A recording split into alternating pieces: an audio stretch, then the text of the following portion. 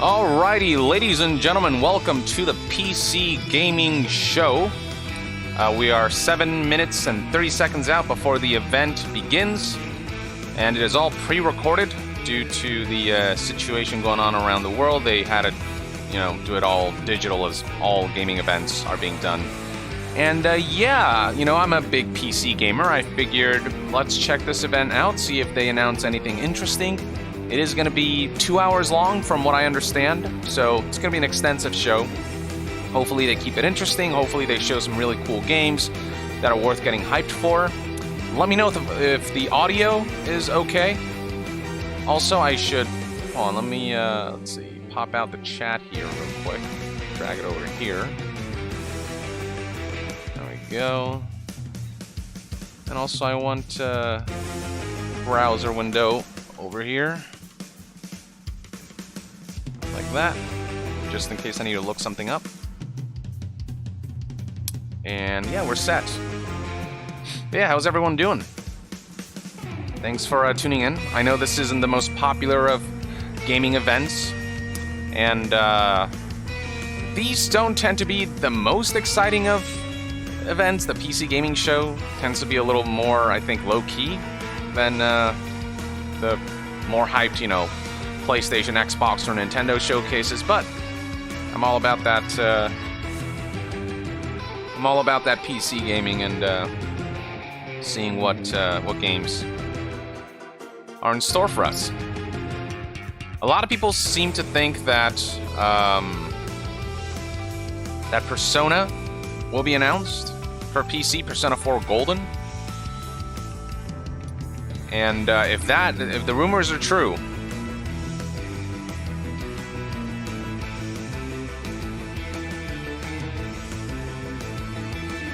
See, my mic audio is a bit too low. Alright, let's tune it down a little more. Let's see if that's better.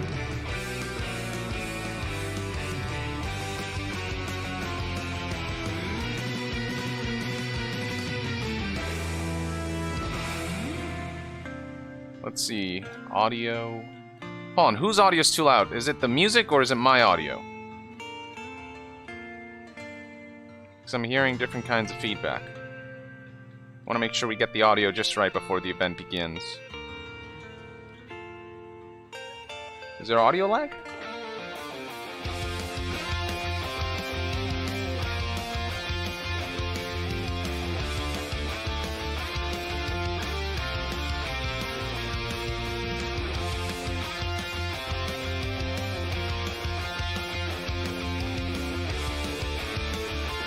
See. Okay, a lot of people seem to think the audio is fine. Alright, cool. I'll adjust as we go along. Turn down the music 20% or so. Alright, let's go with this, maybe. This volume. Hopefully will be alright.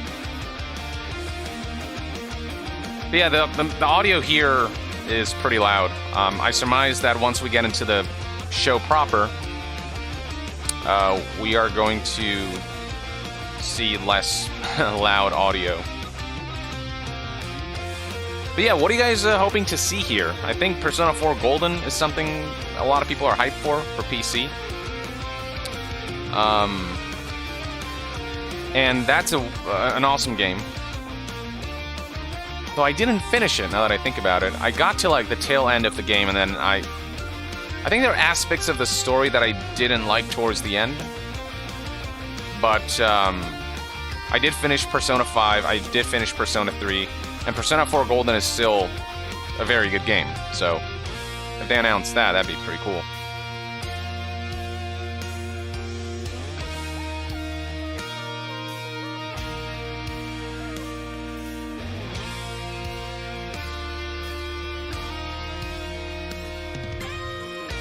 Horizon Zero Dawn PC release date. Yeah, I'm wondering, just how much we can get out of this show. I'm wondering how many of the announcements will be, really a huge deal.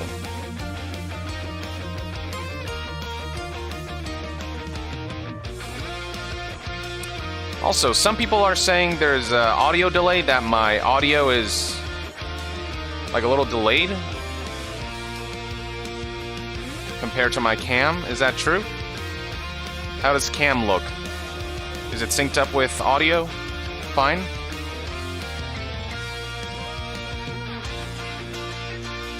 For those who are seeing lag or a delay, maybe try refreshing. That might do the trick. Sometimes YouTube's weird. That can happen.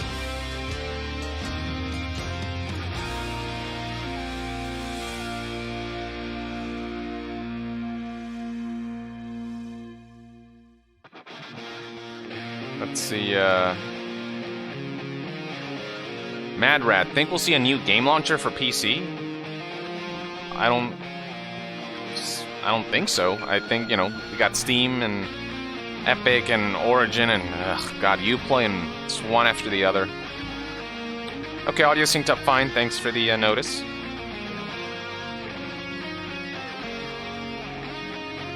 Alright, so for the few of you who saw a delay, try refreshing.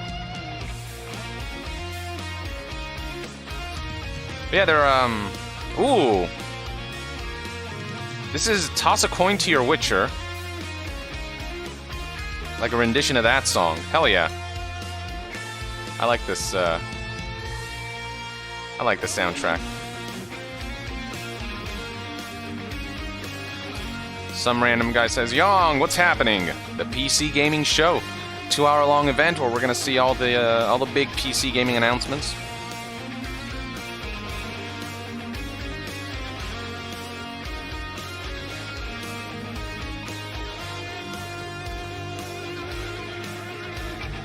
Bloodborne on PC asks, Solius Vectorus. Plenty of rumors surrounding that. I'm hearing that that's probably not going to happen during the PC gaming show. I mean, as cool as that be, just generally from what I'm hearing, that's just a rumor.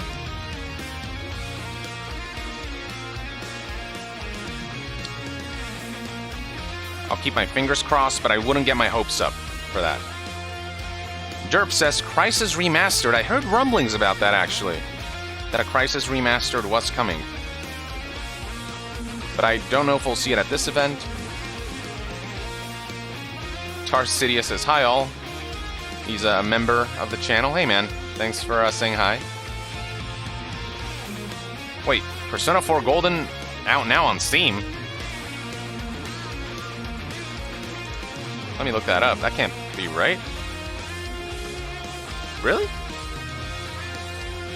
Oh, let me go to Steam right now.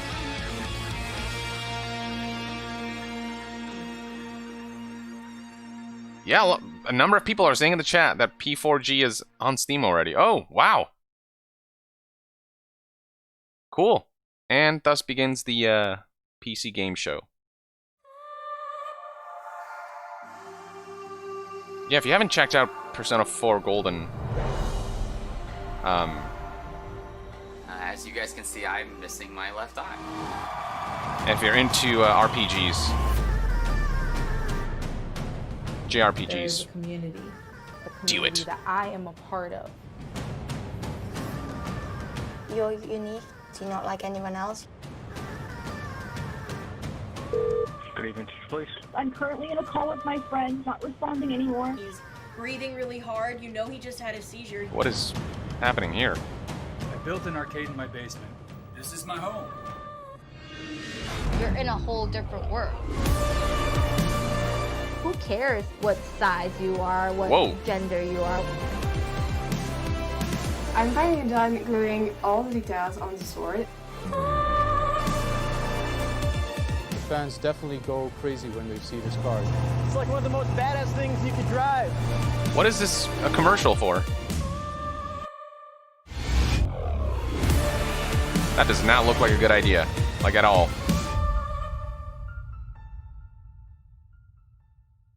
Totally game. What?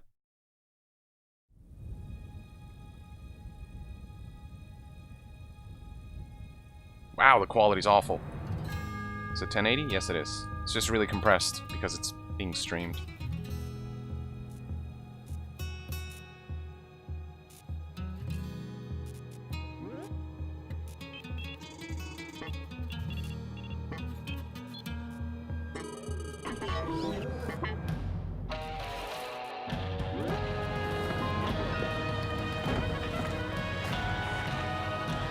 What is going on? What is this? Fallout New Vegas?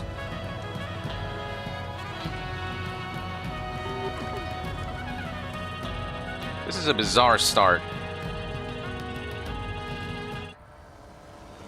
Oh, it totally is like a New Vegas inspired skit.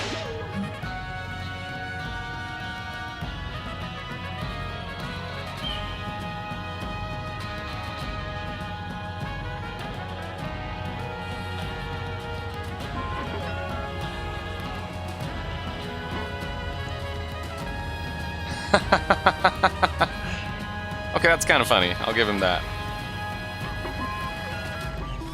That meme, though. 3, 2, 1.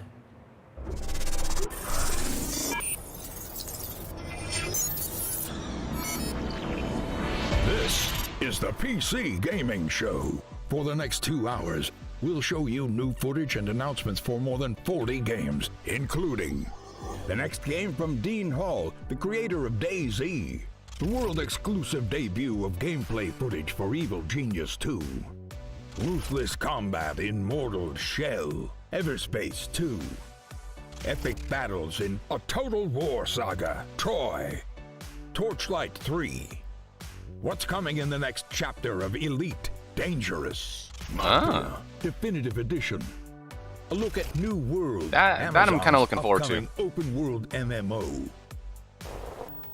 Why, hello there, PC Gaming Show. This is Greg Miller, just borrowing your broadcast for a moment to say that later on, I'll be dropping in again to reveal one of my favorite franchises that's coming to PC for the first time ever. If you can name this tune, maybe you'll recognize what it is. See you later in the show. Is it Persona? I think he's talking about Persona, right? And now your PC Gaming Show host. Apparently it's already out on Steam. And Frankie Ward. Guess it came out a little early. Some hype for Everspace 2, some hype for Torchlight 3. Hello, Internet. Welcome to the 2020 PC Gaming Show. I am one of your hosts today, Sean Day9 Plot, and I'm delighted to have you wherever you may be tuning in, Twitch or YouTube or Twitter. Welcome to our 6th annual event where we have over 2 hours of content, 50+ games we're going to be looking at in the form of reveals, trailers, interviews that we've recorded in the last several weeks. Before we get into that, though, I want to take a moment to address the ongoing situation in America. While we're glad to be showing you some games today, what is up with the background? Many more people fighting for something far more important. It's industrial setting. The struggle against police violence and the systemic oppression of Black Americans. I and everyone who works on the PC Gaming Show each year, we know that Black lives matter, and this is not a fight that we are willing to stand on the sidelines for.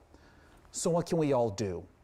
There's a great many organizations that deserve support right now, and one of them is the NAACP Legal Defense and Education Fund at naacpldf.org.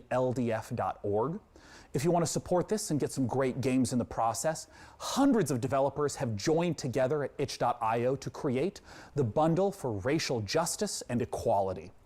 It's a pay whatever you want for the bundle, and 100% of the proceeds go to the NAACP Fund and the Community Bail Fund. There's a lot more resources and information we'd like to share, so PC Gamer has created an ongoing list of ways that you can get involved in supporting protesters. That's at pcgamer.com/Black Lives Matter. Okay, we're going to begin the reveals in a moment, but this wouldn't be a PC Gaming Show without my dear friend and co-host Frankie Ward joining us from the other side of the internet. Welcome, Frankie, and why don't you say hello? Hello, Sean, and she's hello back. to everyone watching around the world. We're really She was in the last year's event. Again. And Sean, I've prepared a veritable smorgasbord of PC gaming interviews, trailers, and announcements. You know, this year's show features stuff going on around in the world we've ever presented. So, grab your beverage and because it's go time. I don't know. It's worth highlighting for Thanks, a bit. Frankie. But and I gotta say, your apartment looks quite a bit more like a music video than mine does. Maybe I should have sprung for better lighting. Either way, it's time for the PC Gaming Show. And as I said earlier, 50+ games. We've been talking to the developers, interviewing them for weeks now. And though it looks kind of empty here, I'm not alone. My beautiful assistant, and good buddy DevBot.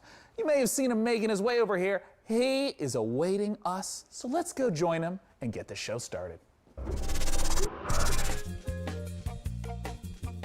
All right, DevBot, what do we have for this year's PC gaming show? I've downloaded 50 game This is so weird. Interview, Sean, along with a full report of the most secret gaming layer friendly dogs, per your request.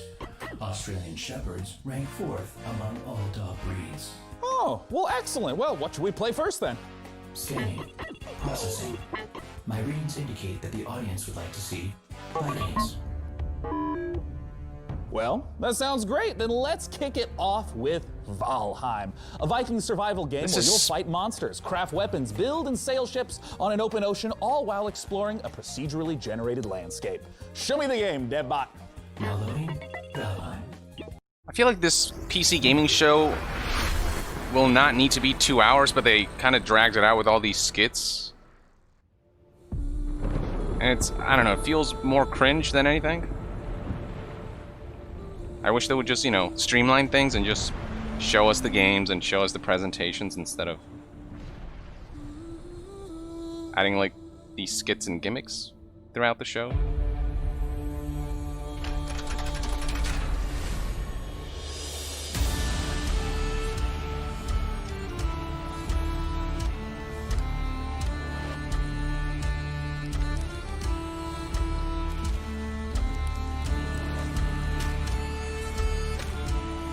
Like, we're 10 minutes into the show, now we're seeing the first game.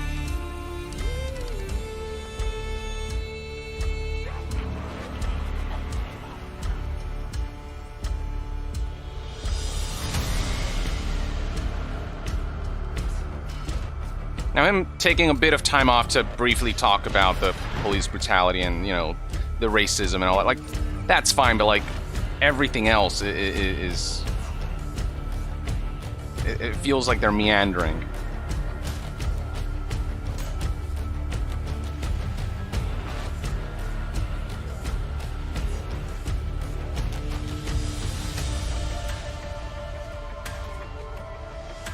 But, yeah, what is this game?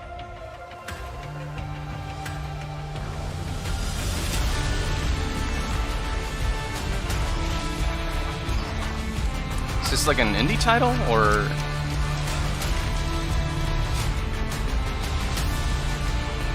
Looks like it has some interesting ideas going for it.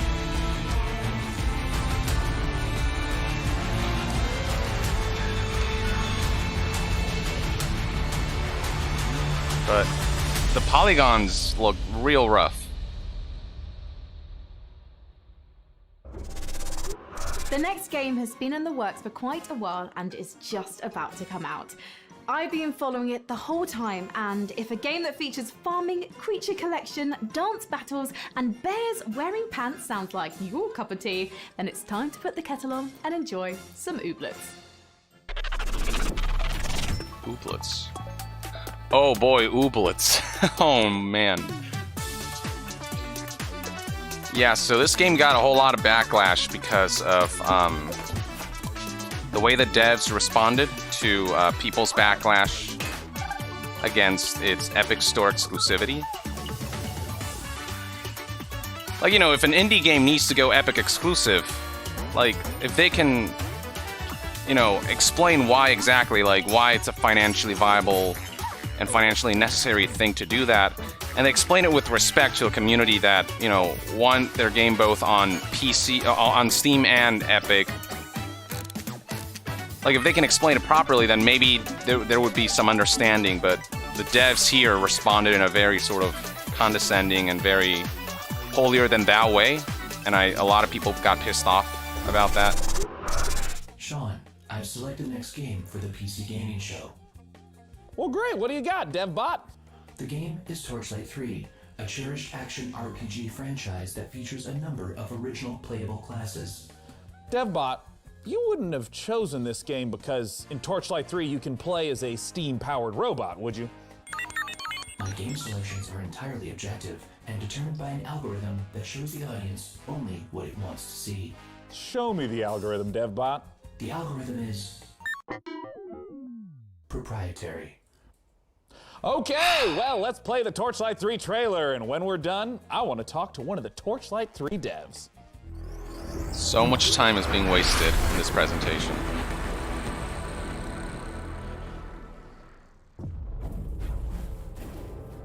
And like, look, Devolver Digital can really pull off this kind of presentation.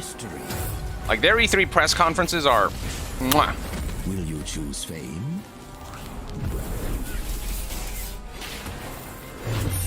Will you choose fortune? But the humor here feels like they're trying a little too hard. Or the future of the frontier?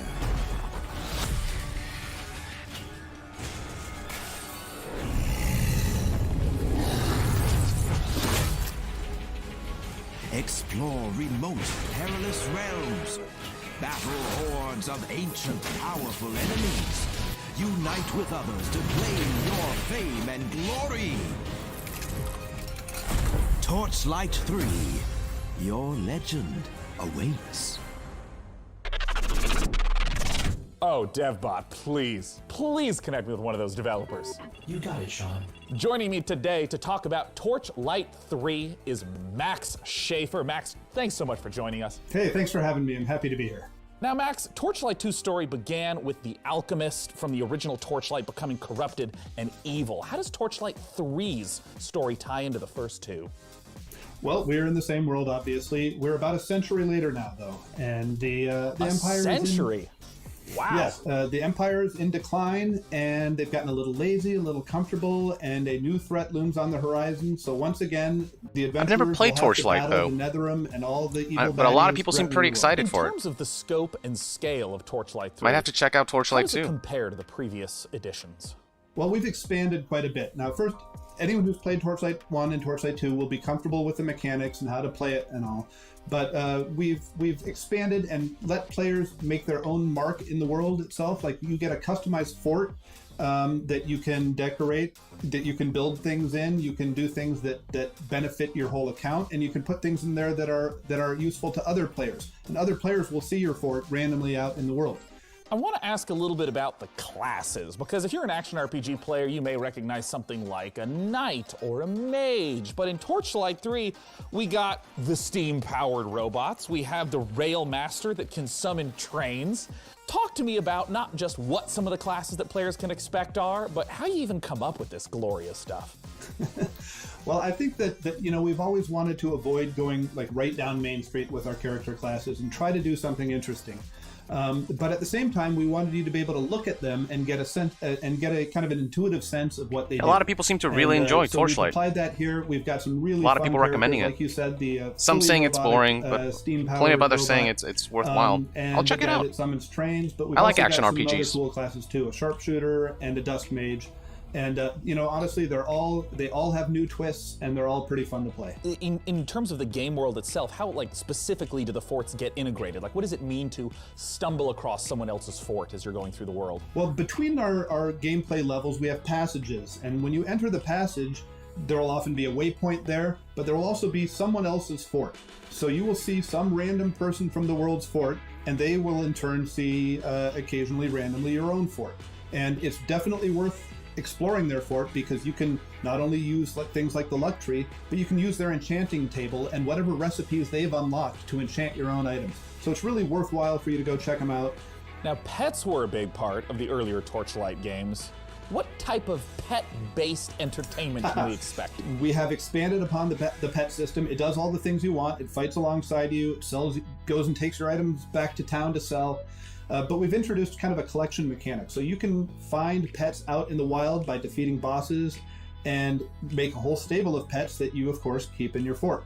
Now, Max, I know that the Torchlight series has an enormous fan base. For those who are looking to get their hands on Torchlight 3, where can they go and when can they play it? Well, I'm very, very happy to announce that we are available on Steam right now in early access for $29.99. Go check it out. It's available right this minute. This is the best kind of answer in the PC gaming show. You can get it now. Once again, Max Schaefer from the Torchlight 3 Might take a peek team. at Thank it. you so much for joining us.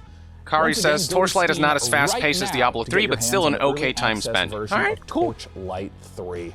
We're just getting started here on the PC Gaming Show. Let's take a look at what's coming up next. You're watching the PC Gaming Show. What do you guys feel about, or how do you guys feel about an exclusive look at the next game from DayZ game interviews happening, or like game dev interviews happening during shows like this? Reveal of Sound Mind. Because I feel like more. They could put together like a video presentation with commentary. I hope you're having a great time. I know that highlights all of those things that were said in the interview. How much fun you're having, but don't shout. In a much more streamlined way to kind of keep things moving along. I can see you though if you and then do the dev interviews like maybe post-show, I think is my preferred format. PC Gamer forums or a Ouija board or a messenger Falcon, like show gameplay and do commentary over it that highlights these features in a very kind of brisk way. In the show today. And we want your hottest 280 character take that our merry moderators might just select to be on the show. For our next segment, it's time to head on over to Frankie Ward. Elite Dangerous, the space simulation MMO from Frontier, has continued to evolve over the past Elite 5 Dangerous. years. Set in a one-to-one I want to play that game in VR. Actual Milky Way galaxy, players forge their own path, build and break alliances, trade, fight, and earn the rank of Elite. Join us as we journey into the next era of Elite Dangerous, set to take a giant leap once more. Yeah, for me, it's showing is more important than telling, or showing and telling at the same time is even better. The dev interviews can happen after the show, but during presentations like this, you should show gameplay and, like, while doing commentary, highlight those features by showing the game and all of those features you're highlighting in action. Is my take personally. Yeah, Elite Dangerous. I know. That's a title that a lot of people are pretty ecstatic about, with how it continuously develops, this space sim title. And I got Index recently, like a month ago, to play Half-Life Alyx, and I'd love to play Elite Dangerous in VR. Let's see, Odyssey. Whoa.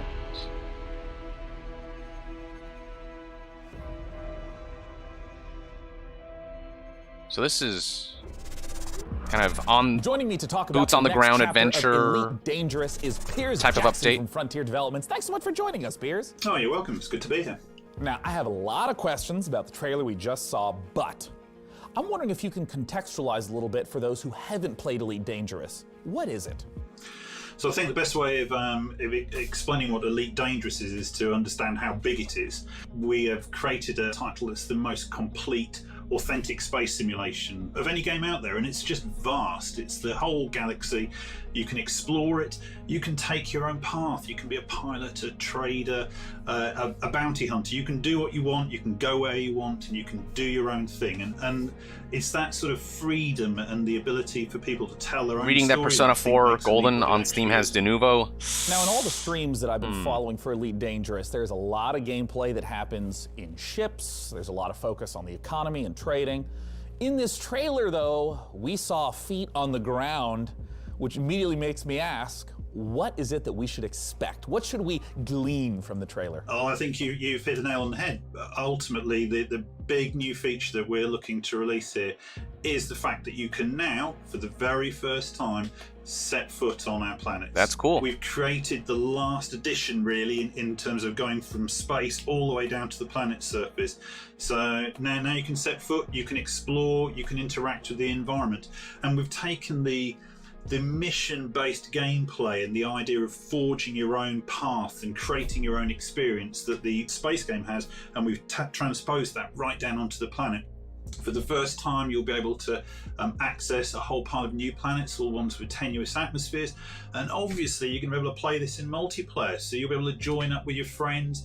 You can experience the game from the ship, from an SRV, and finally from on foot. In what way will this ground, walking on the planet component transform the existing aspects of Elite Dangerous? I think it gives people a new set of experiences to have. We link all the way from ground to the buggies, the SRVs, all the way up to the spaceships, so that it becomes a holistic event. The design actually encapsulates the whole experience. In terms of some of the other systems that are on the planets, or various resources or points of interest, what are some of those that might tie back to some of the gameplay that someone would be familiar with? So we have new planets that you can visit. You can visit old planets, and we have refreshed the visuals on them, so you can really set foot and be the first to actually make footfall on a new planet. Now, Piers, I have a combo question for you. Elite Dangerous is available right now. Where can players go to play Elite Dangerous, and when can they expect the Odyssey update? So you can join in with our community now, playing Elite Dangerous. Download it via Steam, or go to the Frontiers store, or purchase it on console. We have many people playing it. In terms of Odyssey, you can expect to see that next year. I hope you all enjoyed that conversation about Elite Dangerous. It's a treat to see the way the game is continuing to evolve. For our next title, we're going to be... People mentioning No Man's Sky. I'm sorry to interrupt. I feel like there are enough differences.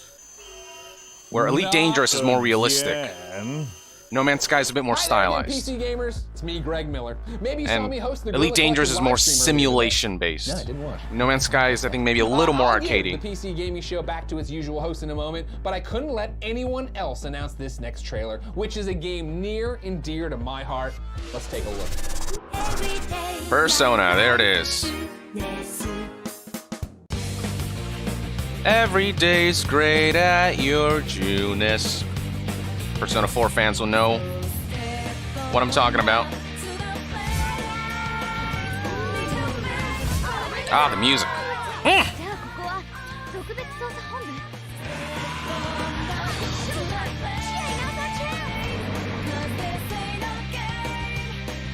I really should play Persona 5 Royale. Yeah, it's out now. As many of you mentioned. Persona 4 Golden is available now on Steam. If you haven't played this, now you have no excuse. Persona 4 Golden is a masterpiece, ladies and gentlemen.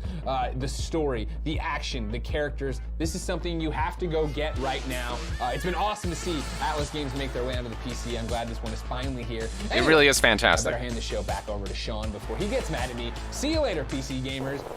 Well, that was weird. I thought this live stream was supposed to be secure. I'm analyzing the security breach now, Sean.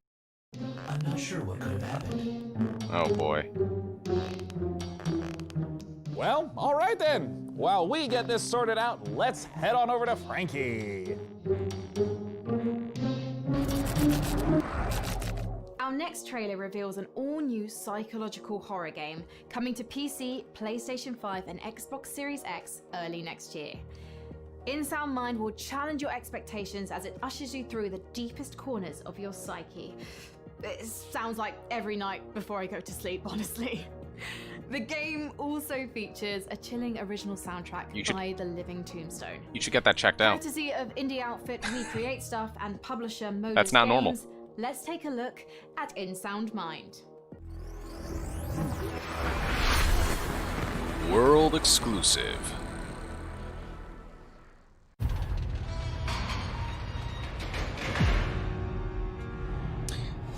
Yeah, that's what it feels like. Somebody said we're not 9 years old. That's what this PC game show feels like. Like it's treating us like we're 9 or 10. Fear is just a state of mind. Like, I get it, they're trying to liven the mood and stuff, but I don't know, it's not working for me personally. But some of the games they're showcasing so far have been pretty alright. Fear will no longer exist. What a bunch of bullshit.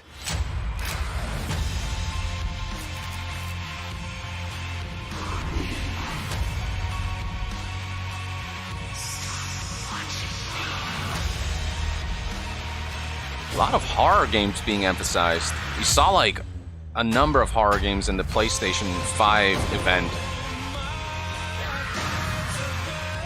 And this seems to be kind of another supernatural thriller type of experience.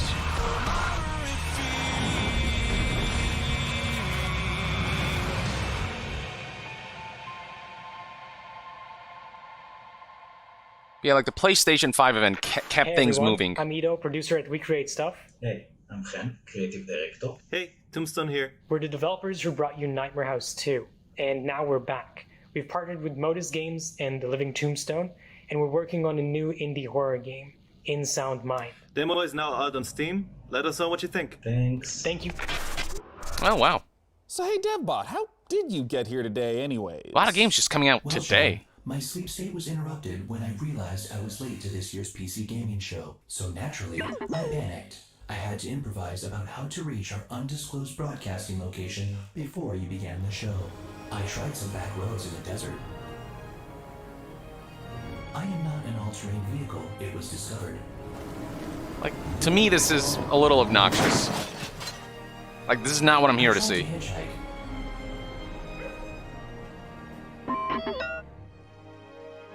But ever since the 1991 documentary Terminator 2, no one in Los Angeles trusts robots.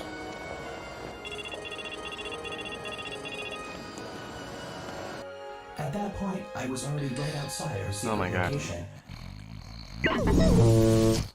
Well, cool. That described my Hey, sentiment. let's take a look at our next trailer.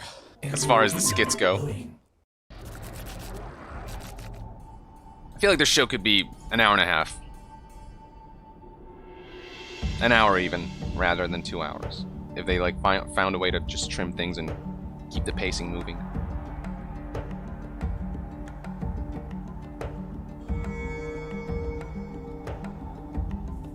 Whoa, what is this? This looks kind of cool though.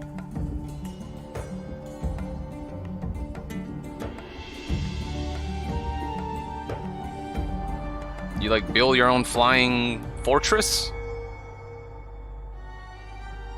Or something? Airborne Kingdom, Fall 2020. Epic Store exclusive, it looks like. But like, what do you do in this game? You might be surprised to know that I enjoy real-time strategy games, and that's why I'm excited for our next trailer. It's Dwarfheim, a cooperative RTS, where up to 3 players can split up the work of building, mining, and fighting, working together to build defenses, machinery, and traps, train armies to fend off deadly trolls and rival clans. The Dwarfheim demo is live right now on Steam. Let's see what the game is all about. I do like that, like, a lot of the games that they're showing here are available right now. They toil every day in the dark and dirt. They try to protect what little they Like it's either releasing today or very soon. A couple things coming out like later in the year, but yeah, a lot of these games you can check out now, like Torchlight and Persona, among others. Your clan needs you now, chieftains, to lead your people. Choose your classes, guide your builders and miners to expand your kingdom. Legendary! With your warriors to protect our town halls and conquer your enemies. Bring us to victory! Bring us to Dwarfheim! Could you tell that they were dwarves based on that very subtle accent?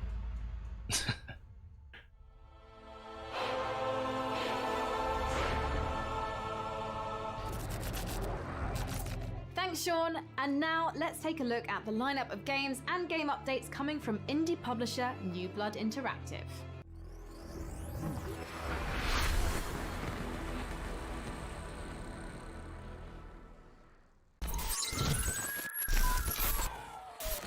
New Blood Interactive. I'm not familiar with this studio. Whoa. This actually looks cool. It's like a Doom-esque type of old-school shooter with N64 oh, Dusk! Yes! That's what this is.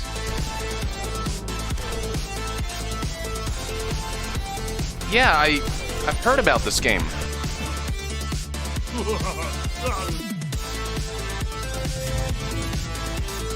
I believe it's already out, but they're, I guess, adding new features to it? Like, it's already out on Steam, right? And it has really positive reviews. Yeah. Let's see. 98% positive reviews. Fuck, that's impressive. On Steam.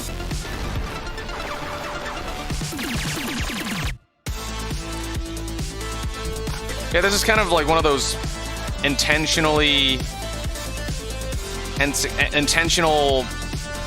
PS1, N64 era graphics type of games. Kind of like how some devs make 16-bit and 8-bit. This is intentionally 64-bit.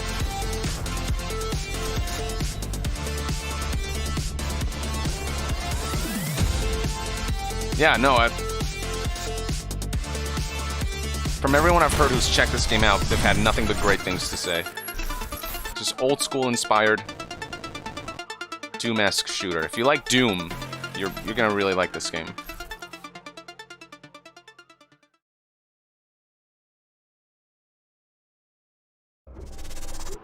That's quite a lineup from New Blood, and with us now is the New Blood CEO, Dave Oshry, to talk about it. Dave, what the hell was that all about? Yeah, so we got a lot going on, right? I mean, some guys come out here, they show like some cinematic trailer and then tell you it's coming out in a year. We got 6 games and you can play all of them right now. We couldn't afford to do a cinematic trailer if we wanted to, right? So yeah, Dusk, now with mods, check them out at duskmods.com. There's all kinds of crazy a Medieval, now with RTX, DLSS 2.0 is coming, Maximum Action, new levels are coming, new features, new guns. These other games. Unfortunate They look cool, Spaceman is though. now completely free to play. F it, why not? Check that one out, 16-player co-op, it's crazy, it's like The Thing in space. Faith, of course, if you don't know about Faith. Now you know. Ultra Kill, our new retro shooter with style. If you like games like Devil May Cry, does not give a fuck. That's what that's about. And then, of course, Gloomwood. If you like games like Thief, System Shock, Resident Evil, then I think Gloomwood is definitely the game for you. Where can we go to learn more? So you could check out Dusk at notfortnite.com, a Medieval at I can't believe it's not Hexen.com, Maximum Action at shootyboom.com. I like this guy. Spaceman at deaderspace.com. That's deaderspace.com. Faith at GaryLovesYou.com. Okay. Ultrakill at DevilMayQuake.com. And then, of course, Gloomwood at ThiefWithGuns.com. Not gonna lie, this is funny. We got 6 games. You can play them all right now. We love you. And we hate money. Thanks, Dave. Let's see what Frankie has for us next. Okay, highlight of the show right there. Thank you, Sean. Kudos now, to that. PC gamers, have you I'll ever give this wanted one to them. rewrite history? Not your browser history, that's easy and absolutely vital, but how about More of that, something please. grander, like discovering America, mastering flight, or inventing the computer a couple of 100 years earlier? Humankind is an upcoming historical strategy game where you'll be combining up to 60 different cultures to create a civilization that's as unique as you are. And as with all of their previous titles, Amplitude is asking the community to participate in the development of Humankind to help make it the best game that it can be. Let's see how they're inviting PC gamers to help build this worldly game. A lot of people seem to agree. That guy was the frickin' best. More presentations like that, please. No PR bullshit, just fucking, here's the websites, here's the games.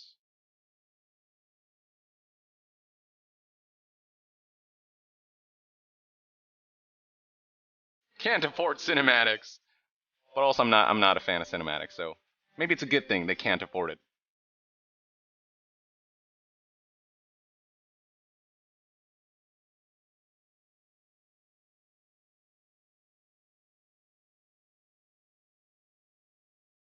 What is going on here?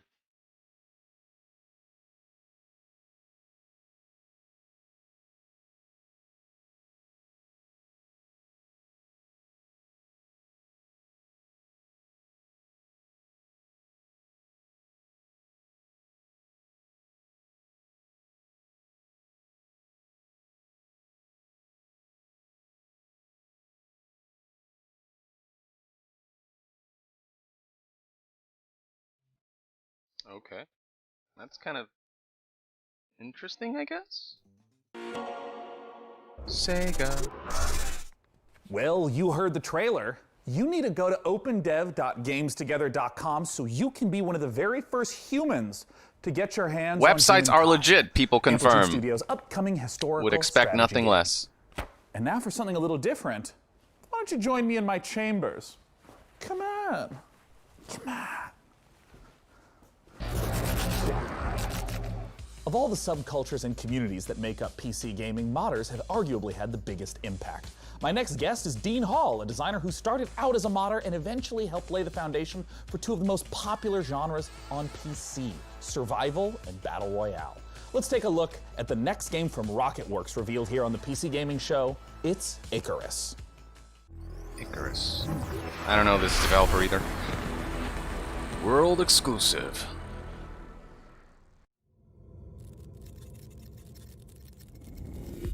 Rocketworks.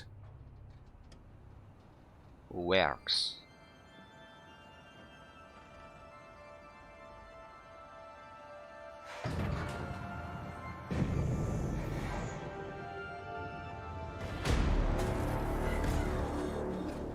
Space game?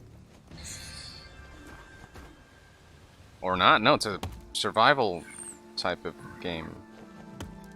Like Ark or Rust.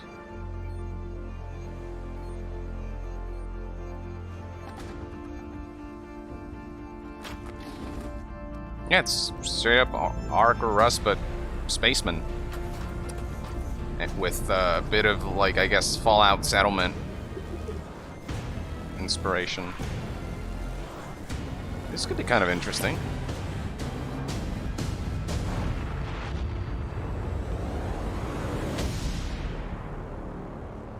Huh.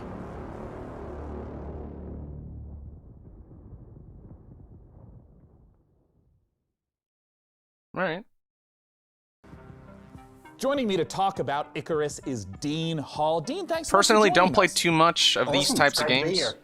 So, Dean, But you're making another survival-focused for people who are into that could be cool. What makes Icarus different from other survival titles? Well, I think if you think about your first hour in DayZ, your first hour in Minecraft, really what we're trying to do is capture that and then basically build a game where you can do that over a long period of time and you can progress through the survival experience. So it was really getting back to the roots of what a survival game is and what makes those moments that you get in them really intense and emotional. If you can just walk me through like the basic loop. If I just open up the game, do I start out on the ship itself? If you think about the orbital station as your apartment in GTA, you can invite your friends in and prepare for what we call a drop. And then you select a prospect. And the big challenge of the game, and the way to fail it, I guess, is to run out of time on the drop. Let's say I'm on a 30-minute mission. I have a particular resource I've set out to snatch up. How does the gameplay of that 30-minute period differ from other survival games? I suppose there were three key things that I felt needed to be addressed before I made another survival game. The first was the ability to scale. By breaking your experience over months and years into sessions, that allowed us to address scale. So you still can do all the things that you do in a normal survival game, building bridges, roads, all those kinds of things. But you're doing it with a medium-term focus. The second was pacing and clear direction, which is helped very much by the structure that we're putting around the session. And the last one is really focusing in on those core survival mechanics, which I really feel is the whole reason that survival as a genre connects so emotionally with players. I guess I was a little surprised to hear that there are 20-minute drops as well as multi-day drops. What are the sort of time ranges we're looking at? Are there different like categories and tiers of drop length? Yeah, so it really depends on your level as you progress through the game. So early on, we're really just introducing you to more safe environments. So say a daytime drop that only lasts 20 minutes. You're only going to be facing the game during the day. As you progress on, you can take on and get access to prospects that have much longer drop windows, but that means you're getting a cycle of day-night. And night, particularly for most of our biomes, is definitely the most dangerous. I want to ask a little bit about what failure means in Icarus. I mean, in the I don't know. I'll say as far as survival games goes, and you just ominously talk like this about one looks the dangers like of being left behind. It's on one of the more planet. interesting what ones. What happens if you don't from make what it I'm back to seeing the ship in so time, far? die on the planet? What happens? If you think about DayZ, when you get shot, it's a very binary event that happens and there's nothing you can do, it's just over. And there's a certain charm to that. Everything's gone. Yeah, there's a certain charm to that. But I think if we look about... charm. I like your use of the word charm there, for sure, yeah. Yeah, like, there definitely is. But I think With Icarus, we've chosen one failure state. If you run out of time on your drop, that character and all its equipment is gone. Yeah. So we wanted to make that terrifying, and that's why our tagline is, there are worse fates than death. So it's getting left behind. If you miss your rendezvous window with the orbital station, then that's it. Everything that you've deployed on there, your character and all that progression of that character and all that equipment is just gone. And that's our one failure state. If you run out of oxygen, someone can come and revive you. If you get attacked by this particular animal and damaged, someone can heal you. But if you run out of time, it's over.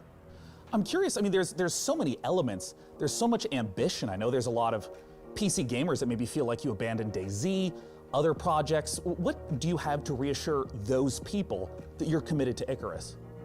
Well, I think a big thing for me is you know, Bohemia was an existing company, and I definitely felt like I was pulling them in a direction that was hard for them to go, and they probably felt like they were pulling me in a direction that I didn't want to go. And it's really been a bit of a struggle for me to develop and not only the studio, but myself as well. There was a whole bunch of things I had to learn. I had to learn many of those things through failure. The solution there was to make sure it wasn't just a Dean Hall game, but it was a game built by incredibly skilled people. And we managed to assemble, I think, definitely one of the best teams I've ever worked with, an exceptional concept team through to a technical and production team as well. Well, I know there's a ton of people that are interested in my very next question, my favorite question. When can people get the opportunity to play Icarus? Is it right now? That is a good question. So we're looking at sometime next year. Our development is very advanced at this point. Our biggest question really is content. So, you know, we're making the game free to play because we wanted to maximize the number of people that play it.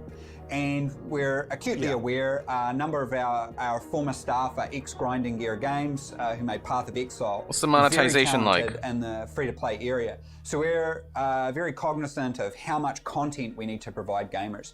So at the moment, we're really sort of heading into that. Well, Dean, thank you so much for taking the time to talk to us.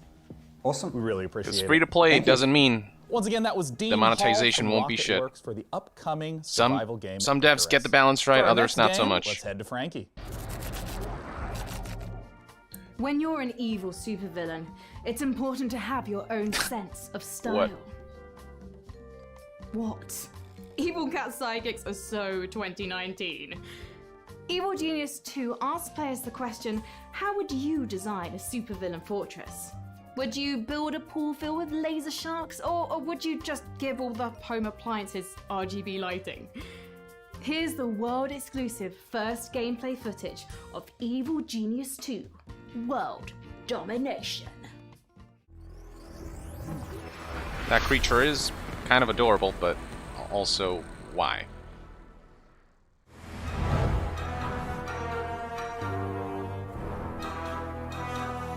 Evil Genius. I've definitely heard of the first game, but it's one of those that I haven't played.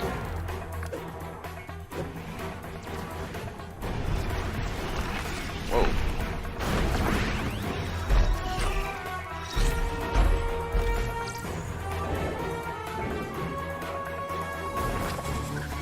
This is one of those like builder sims.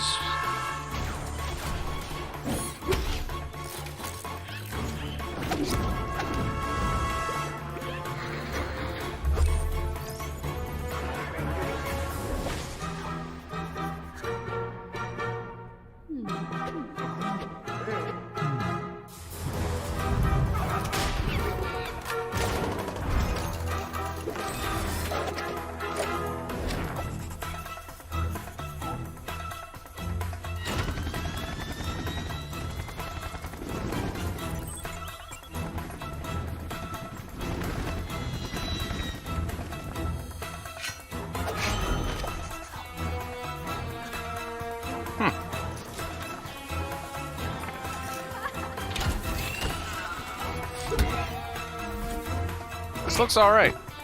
I don't know. It has very Team Fortress vibes to it.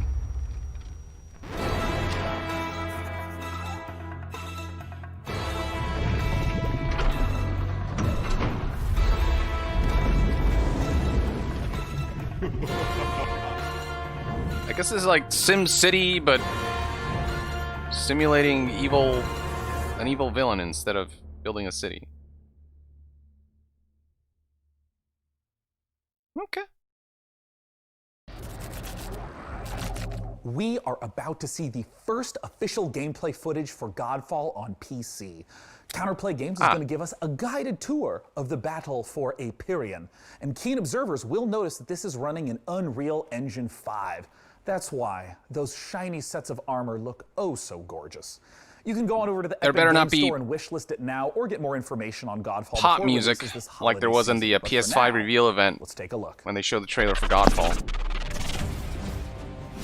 Yeah, this is a looter slasher, essentially. Oh look, no pop music. They're using the soundtrack from the game. That I like. Yeah, this is a next-gen title for PS5 and PC. Lee, and I am the game director for Godfall.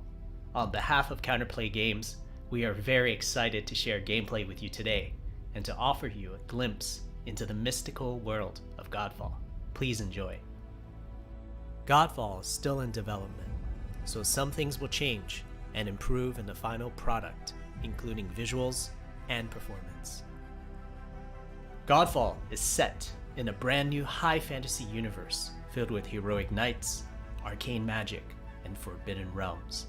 Looks pretty. The world is split up into the elemental realms of I'll give earth, it that. water, air, and fire.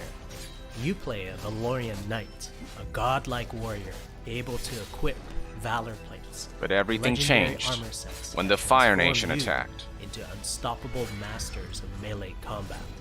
As you adventure through the realms, you'll get to tear through enemies to challenge a mad god who awaits you at the top.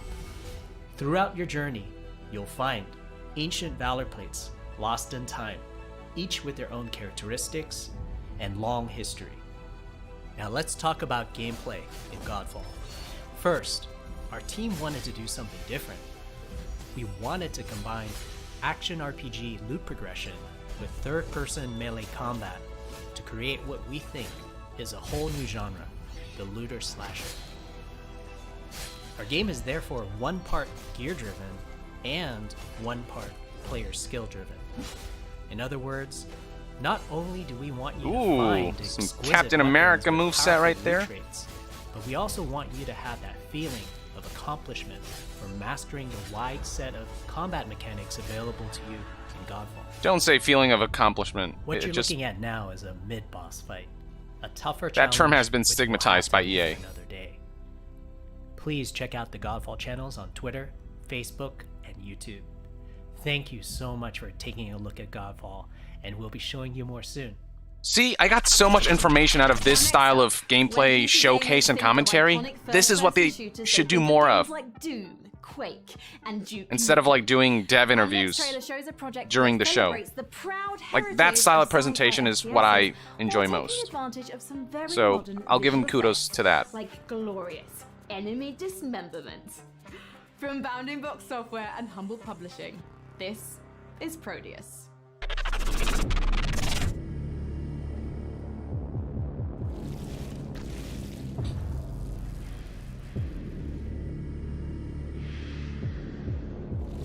It's both show and tell.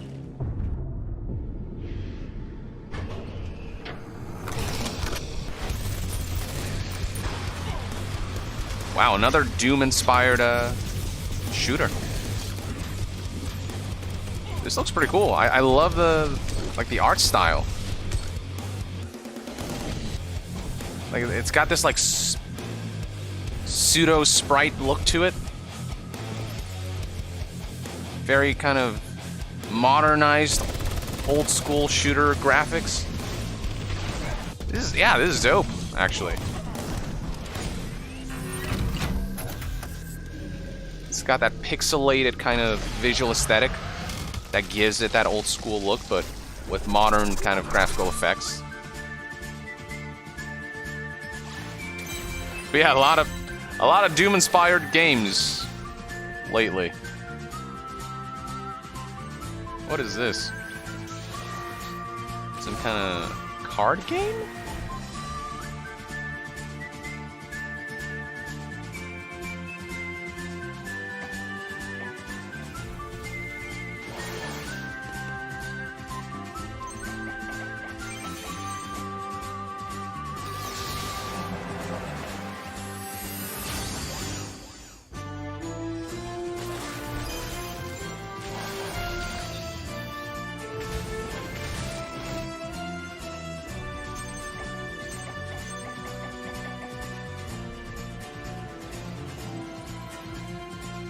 So this is some tactical indie title. Looks alright. I love the look of that last one. Fae Tactics is set to scratch that isometric combat itch that I know a lot of us have been feeling ever since we played Final Fantasy Tactics back in the 90s. Alright, but we're not done with humble games yet. Their lineup, as it turns out, isn't all that humble. We're going to take a look at 2 more games from them. Project Wingman, a jet fighter game featuring RPG elements and VR support. And rounding things out is Carto from Sunhead Games, a gorgeous top-down puzzler. Let's take a look.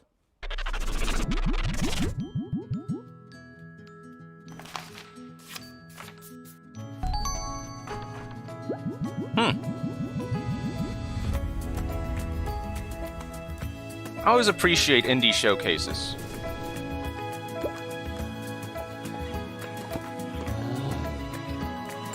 In a landscape of shady AAA releases and all that, you know, you've got indie devs to really put creativity at the forefront.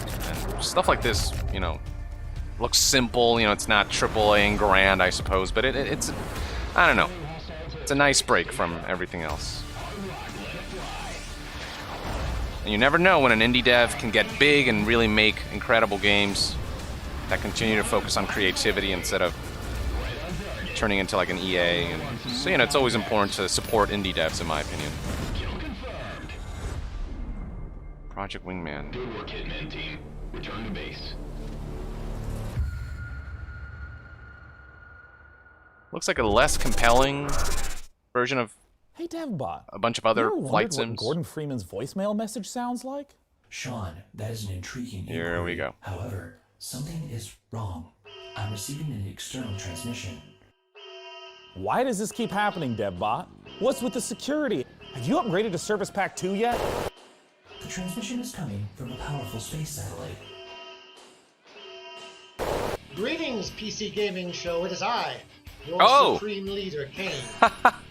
I'm commandeering this broadcast to deliver an important mission briefing. Oh, shit. You must capture the GDI base marked at these coordinates. This is a strategically significant visit. I'm just kidding. It's me, Joe Coogan. It's kind of a nice surprise. I take over this broadcast because I do what I want. Look, you know Command & Conquer has been a major part of your life. It's certainly been a big part of mine. The Command & Conquer Remastered collection recently launched for PC, and it is an awesome way to relive this classic game with a bunch of new bells and whistles. I mean, who doesn't like 4K graphics, quick matches in multiplayer, or modding, am I right? I personally want to send a big shout out to all you PC gamers who have kept the legacy of Kane alive over these last 25 years. Wow. I mean, I live in death, I guess. Thanks for letting me interrupt, and I hope you guys enjoy the rest of the show. For the glory of Nod!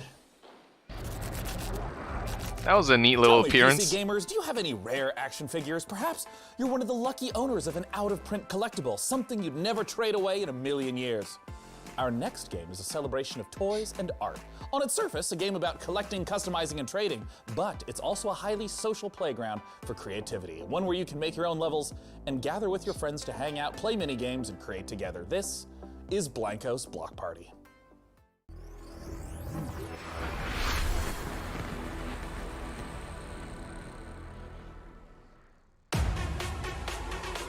Legend tells of a place where everyone comes together. So far, Dance and race. the highlights of the show so far have been the Dusk Devs presentation.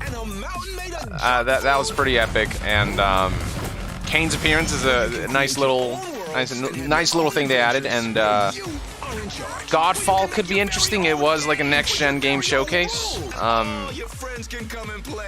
If they can make the gameplay loop compelling, the rewards rewarding, and if they can ensure the monetization isn't just pure greed. Sweet, but you see, this place isn't a legend at all. It's a party. What is happening here?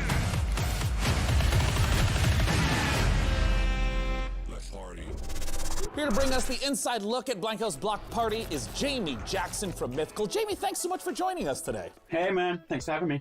I would love if you could just address what is Blancos. Blancos it's a game about vinyl toys kind of coming to life and where they go when a human leaves the room. But So it's Toy also Story. more than just a game. It's a place for content creators and gamers and collectors to come together and hang out and build the worlds and games that they really want to play in. And you can have as many of your friends come and hang out with you as you want. But you could also drop the toys in. So the first toy you can play with is one called it's a shooting mechanic. We got like a unicorn rocket launcher that fires ice creams. We got like a cactus grenade launcher. 'Cause why that not? fires these little cactus balls. So it's all about kind of like arcade fun shooter stuff. And you can set that up as a team shooter. You could have squads. You can do a bunch of stuff with it. You can even just have it free for all. Some other stuff we're going to be dropping is race toys. So you could just do point to point. You could build this super sweet like platformer and just go A to B. You could do laps. And then another one is, because Blancos, they all survive on good vibes. That's kind of what powers them. So another one you can do is actually just a vibe collection. And what's kind of super cool is all of those toys work with each other. So you could build a race and then you could drop some guns in it and it can be a race, but you can pick up guns on the way and try and knock each other out.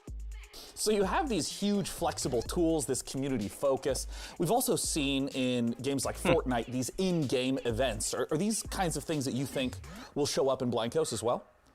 Yeah, absolutely. I mean, we felt that from the beginning of development, that Blancos wasn't just this place. Yeah, seems like a very creation-heavy game. Worlds, but it was a place for us to be able to share with a lot them of user different content, whether that's a music concert, whether it's a movie trailer, or whether user-generated it's content, something no rather. one's seen yet. But absolutely, that we're definitely thinking about that kind of stuff.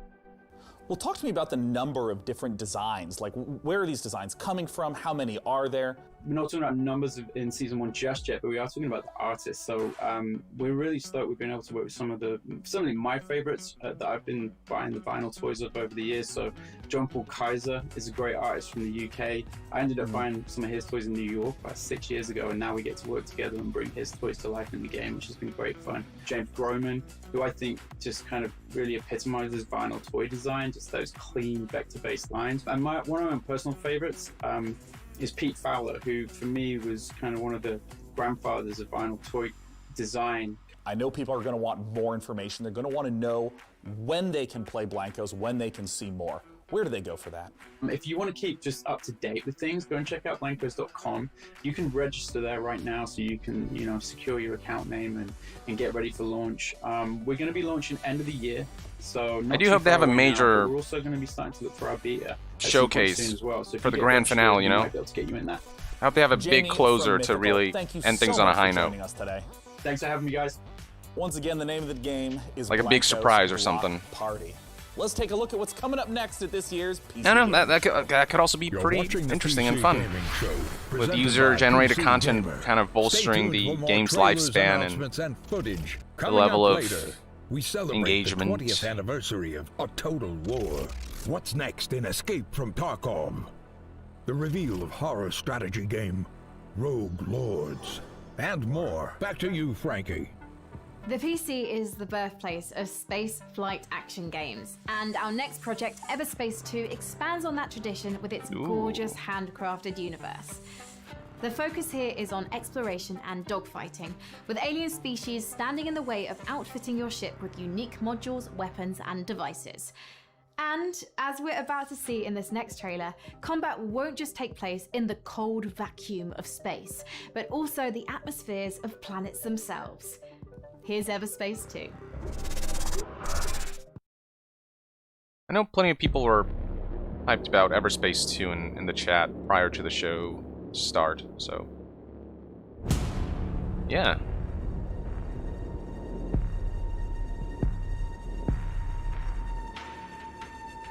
Ooh la la. This is one of those games that I haven't kept up with too much, so I cannot personally tell you too much about it, but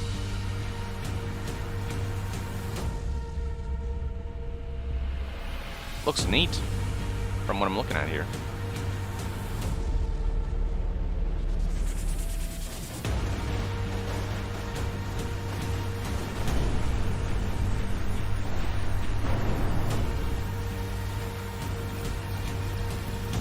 Damn.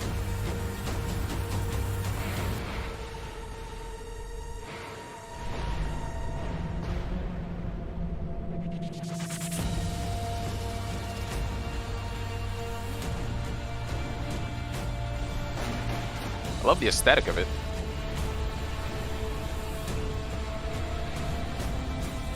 Yeah, it looks really, really cool, actually.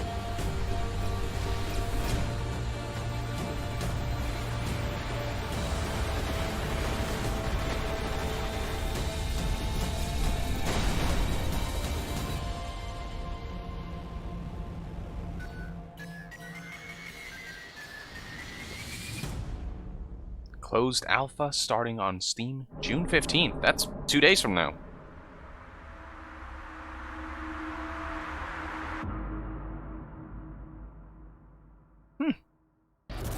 Might keep an eye out for this one.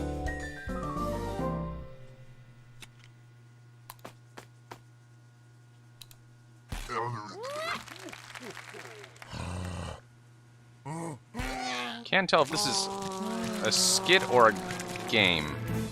Oh, it is a game. Why? So you can attack with diarrhea?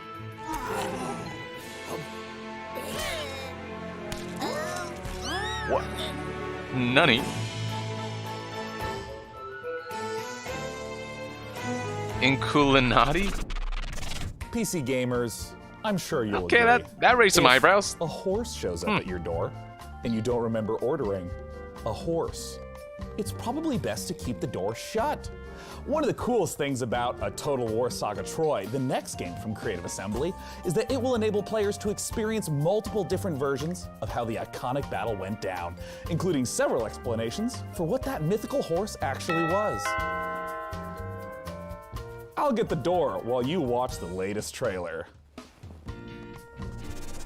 Peggy 16. Oh, silver-tongued Odysseus. There is only one response to Queen Helen's Development in abduction, progress. and that is war. Because Total war. Saga Troy, War you never can rewrite changes. the events of one of the greatest conflicts ever told, the Trojan War. Ooh. As Odysseus besieged the legendary city of Troy in 3 ingenious and equally devastating ways, all based around prominent theories from throughout the ages as to what the iconic Trojan horse You know, the really Total resembled. War series has got quite walls the of this city may appear to be mighty, quite the following. but no defenses are impregnable. Using gargantuan siege towers, take the fight to the walls. Slaughter the Trojans atop and force them back into their pitiful city.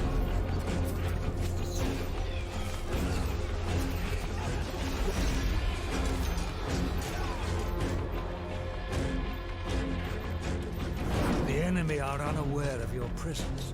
Position your troops to retain your advantage. once Clipper they- says YongYea looks bored and unimpressed.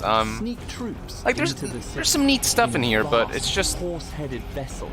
the presentation of this Under the cloak of show. darkness, use guerrilla tactics to I don't know. sabotage the unbreachable city. It's a little obnoxious to me how they're Leaving the Trojan presenting warriors some of these defenseless, allowing the Achaean games with like the soldiers skits in to begin between, razing kind the of city dragging to out the the ground. time. Their walls have been But no, there were some titles there that Even the I'm greatest legitimately impressed defenses by, cannot and stand against nature's might. In a land I kind of ravaged by expected that the earthquakes, PC gaming show wouldn't be on the level of like the PS5 event, you know. Troy is The PC yours gaming for show the tends to be always, you know, more low key than the other ones, but I still, you know, like to see what what devs are working on for PC. I'm a PC gamer at heart, so Experience the legend of Troy this summer. Victory will make you immortal. That was a Total War Saga Troy, which we'll get to play in 2021. And hey, speaking of sneaking in big surprises, a master of segue. This year, we've teamed up with Intel to build a legendary custom computer inspired by art, weaponry, and the artifacts found in the game. DevBot, I understand you know your way around a computer, like this whole right? DevBot thing is not doing it for me. Sean, I have a soft spot for Bronze Age computers. Well, great. Why don't you tell our audience a little bit more? Can do, Sean. Behold, PC gamers. This build is centered around Intel's CPU, the 10th gen Intel Core i9-10900K processor. This 10-core flagship CPU is built for maximum gaming performance and overclocking, especially useful in Some people here expecting or hoping for Elden Ring. Troy, that will Why would they show that here? That game's too big for them to show during the PC gaming show. They're gonna show it during like a Sony or Microsoft, or no, wait, hold on. What? Elden Ring is a what? Is it a multi-platform or is it an exclusive? Temperatures are kept at a nominal level thanks to 9 RGB fans. Let me check. Oh, okay, it is multi-platform. Good. Thought it might be like Bloodborne or something, but no, it's not. It is Elden. Elden Ring is gonna be released on Windows, PS4, and Xbox. So I guess, you know, there's a chance they'll show it here, but I think the chances are extremely low. They'll show it at a Microsoft or Sony press conference or live stream event. Craftsman Brian Carter, a PC modder with over a decade and a half of experience. PC Gamer and Intel have created a 4-part series following Brian as he created this epic artifact. DevBot, cue it up! Hey, my name is Brian Carter, and I've been building custom PC mods for over 16 years. I'm working with Intel and a Total War Saga Troy on a very special custom PC project that we're thrilled to debut at the PC Gaming Show. Yeah, Join really me in a 4-part video series as I take you through each stage of the scratch build process. Don't really care about any of this. With the inspiration and design phase, where we figure out how to take the amazing what the design chat assets says. Yeah, a lot of from people Total saying War it is Saga multi-platform, Troy as and I've functionalize them to house just our confirmed by best-in-class looking it components, up on Wikipedia. like the 10th gen Intel Core i9 10900K processor. Then I'll show you how I highly doubt they're going gonna announce one-of-a-kind PC. a game as hyped as Elden Ring. Thank you to Intel and Creative Assembly for letting me a work show on that's this kind of incredibly fun and challenging less project. watched than the other you like ones. Oh, it looks so good, and I have some good news. Episode 1 is available now, and I have even better news. You can win this PC from DevBot's loving clutches. Head on over to PCGamer.com/IntelPC. Scorn gameplay, please, enter for says. a chance to win. Scrolled up. Sorry, I couldn't read your name, but it's time to return to more PC gaming. they showed some action. Scorn looks with really the interesting. Fantastic Frankie. They teased it at the Microsoft event. But Last year, Remnant from the Ashes challenged gamers to take on monstrous creatures. seems like another one of those games that are too big to be shown at this Today, we're more excited low-key to event. announce the biggest update yet for the game. Upcoming DLC that will conclude this thrilling saga. The fate of humankind is at stake. It's time to bring an end to the root once and for all. This is the world reveal of Remnant from the Ashes, Subject 2923, available August 20th on PC, Xbox One, and PS4.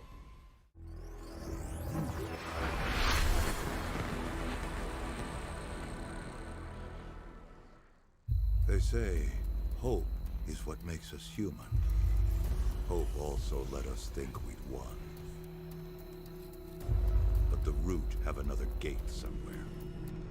Another hole we have to plug in our sinking civilization.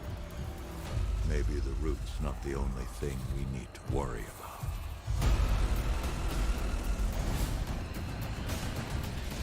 This is Remnant from the Ashes. It's got a bit of a God of War vibe, huh? But more giant mole rats. The new Remnant from the Ashes content looks fantastic. And you know what else is fantastic? Hearing the opinions of strangers from the internet. Nothing makes my day as much as hearing what's inside your mind. So please use hashtag PC Gaming Show on whatever your platform of preference may be, and you just might have your comment show up live on the show. Now for our couple next people in the chat title, vouching for Remnant, we have saying to it's look at actually pretty good. Remasters.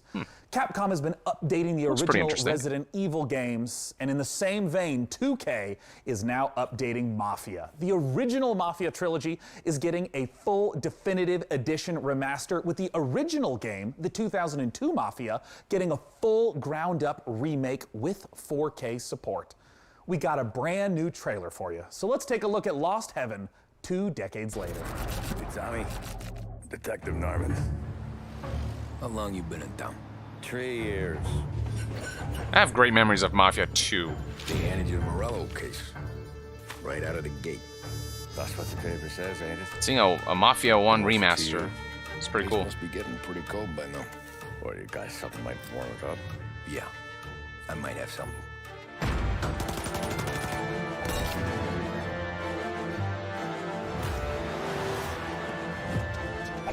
Look how they massacre my boy.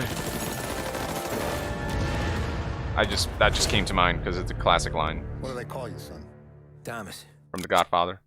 Thomas Angelo, sir. Thomas Angelo. Mafia Definitive Edition. Not actual gameplay. Yep. As many of you have noted in the chat. Bot, after a beautiful trailer like that, I gotta know, do you have any contacts in the Mafia?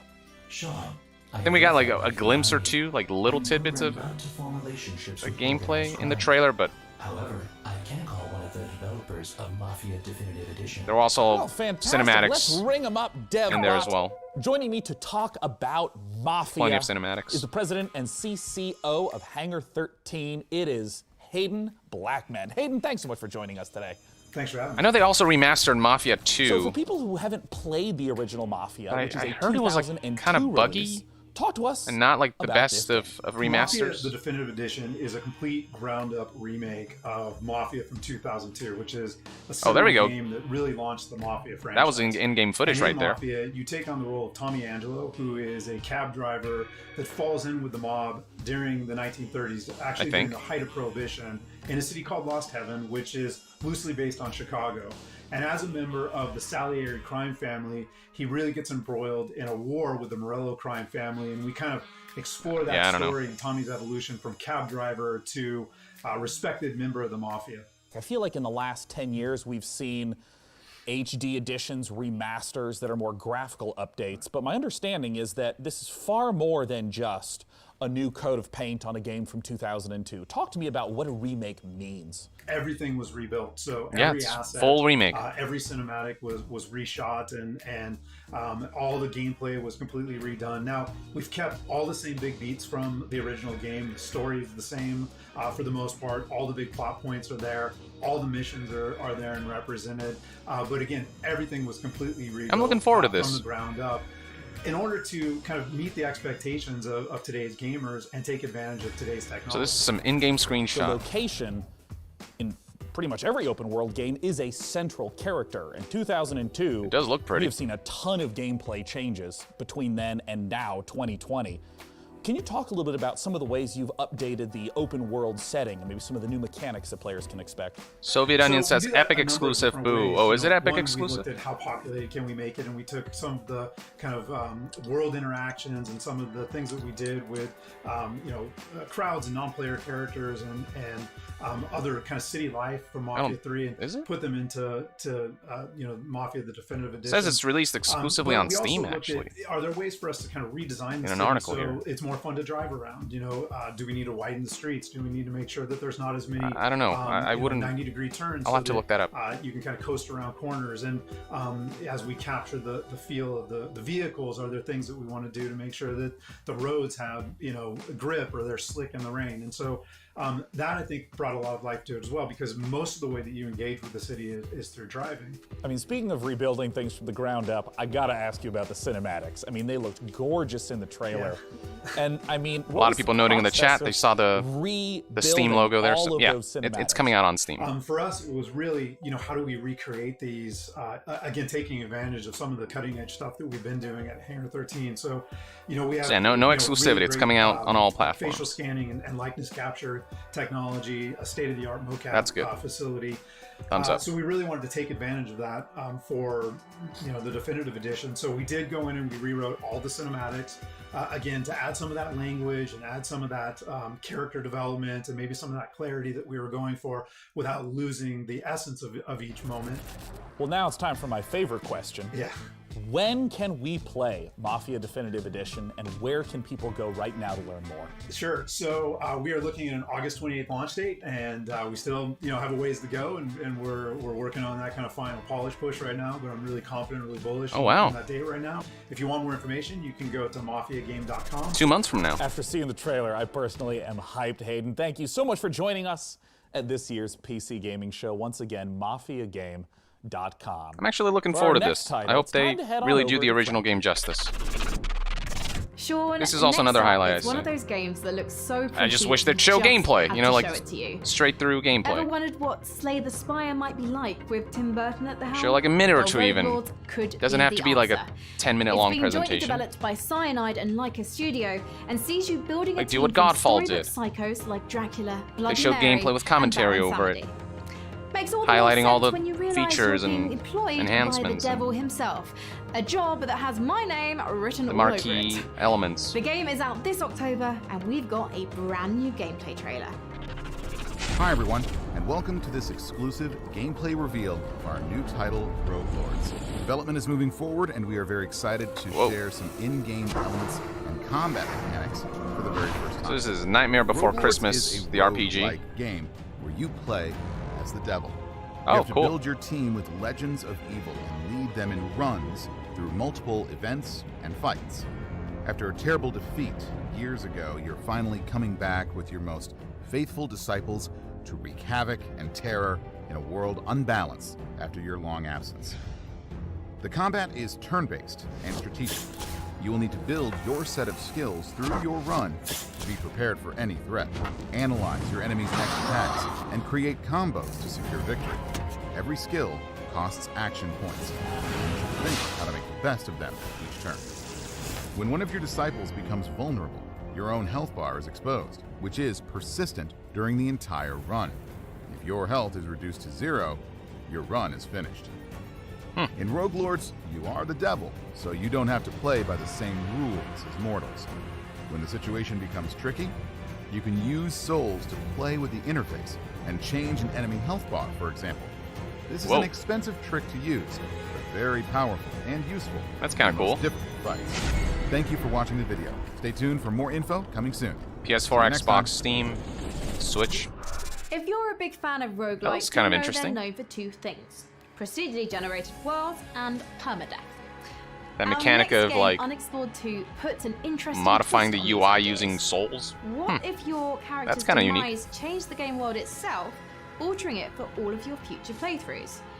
From developer Ludo Motion and publisher Big Sugar, this is Unexplored 2: The Wayfarer's Legacy. When called upon to be the next Wayfarer, will you answer? When tasked to take your place in a long line of heroes, will you waver? Whoa. I like this cel-shaded art style. When challenged to forge your legacy out of strife, hardship, and magic, will you be victorious? This is our world. It is your burden. From beyond the gate into the First Valley, there is no return. Will you be ready? The latest update for Dauntless is the most ambitious chapter yet for this online free-to-play RPG. In Call of the Void, players unravel a mystery Dauntless. surrounding an ancient civilization, culminating in a showdown with a new otherworldly behemoth. And as a nice little bonus, if you go to playdauntless.com right now and use the code PCGamingShow2020, you can get some free in-game rewards. Nice. Let's take a closer look at this update that's available now in Dauntless. Isn't that the is Call of the Void. martial arts based sort of a shared world? Or is it the Monster Hunter inspired? Which one was Dauntless? Might be the Monster Hunter inspired title. Yeah, it's the Monster Hunter style one, I think. What am I thinking of? There's a martial arts one that was called something. Absolvers, I think, what I was thinking of. This is Dauntless, though. Yeah, this is straight up just like shared world Monster Hunter. With a more stylized visual palette.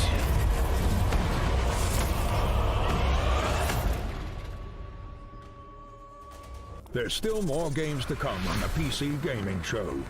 Here's what's around the corner. Take a closer look at Blightbound, the new action RPG from Devolver. A special collection of exciting independent games coming to PC. Back to you, Frankie. There aren't many games about Yeah, I'm a being fan in of Monster nature, Hunter which is personally. why I love Among Monster Trees Hunter caught World. my eye. In this first-person survival sandbox, you get to explore a colourful, breathing world that's full to the brim with life. Just don't go wandering around like Snow White. Wild, deadly beasts share this painted world with you, and you'll want to move carefully to avoid their bitey bits. Produced by a 3-person team out of Sweden, this project demonstrates the creative power of independent creators on PC.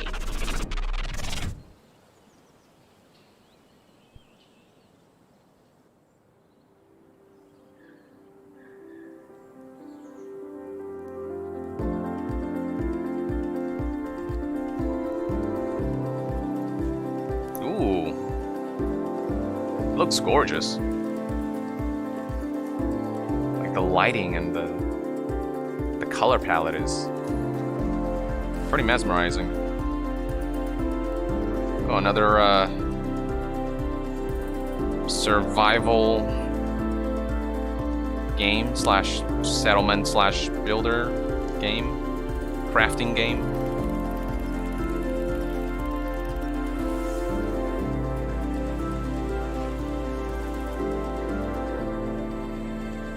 Among Trees. This one's, I think, Epic Store exclusive, it would seem.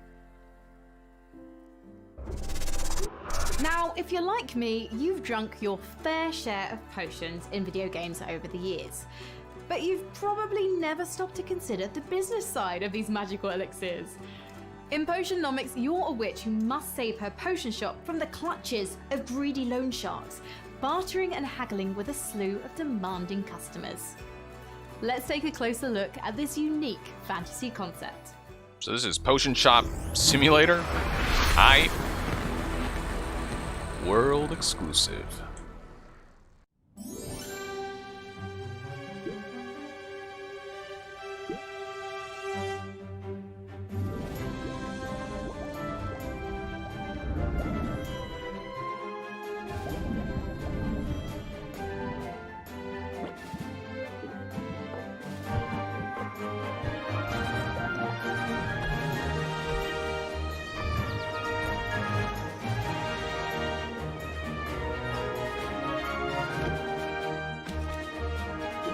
Weird shifts in art style. We've got this 3D look in some sequences, and other sequences it's more of like a...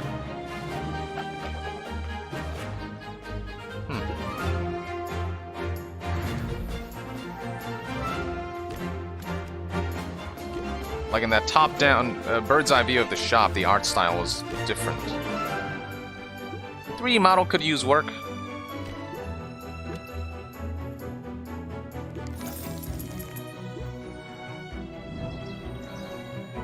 I don't know, I appreciate the concept, but I don't know. It just looks okay from what I'm seeing. I spend a lot of time in video games fixated I've on not played finding it, the best, so I wouldn't know. the most powerful gear. But in our next game, Mortal Shell, things are a little different. You aren't scouring a dungeon looking for a +1 sword. You're exploring a shattered world for the remains of defeated warriors that you then possess like a ghost. These Plenty of are people the Mortal Shells, and they're much saying more waifu in the than chat. mere pieces of armor and stats. Of course. Each one has a complicated backstory, a play style, and an identity that might give you mixed feelings about the body you're occupying. Coming later this year exclusively to the Epic Games Store on PC, let's take a look at this gorgeous and brutal action game, Mortal Shell. I just want to play a potion seller who goes, "What are you buying? What are you selling?" Counted the days until I want a simulator of that Resident Evil 4 in PC. A million eyes peering across time and space, yearning for a glimpse of the unknown. PC Gaming Show. You seem different.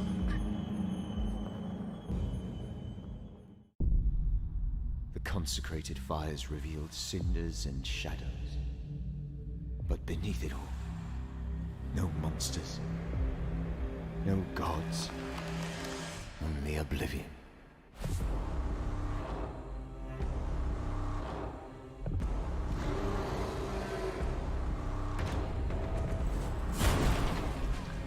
This looks very Dark Souls-esque. Ouch. That guy's gonna need a doctor.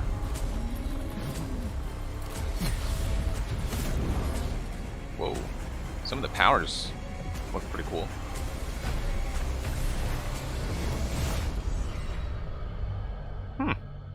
Intriguing.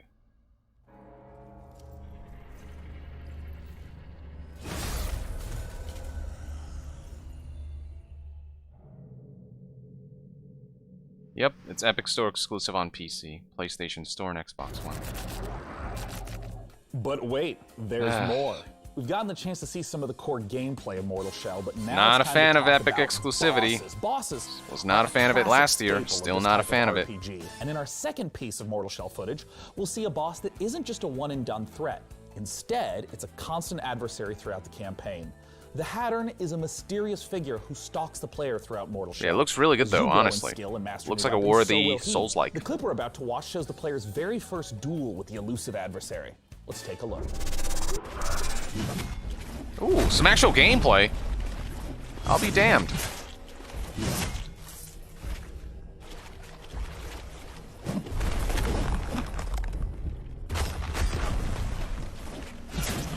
I'll give the PC gaming show this.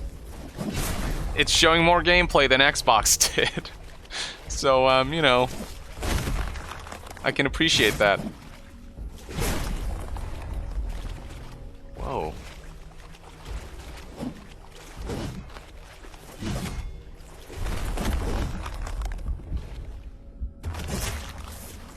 Looks pretty tight, honestly. I would check this out.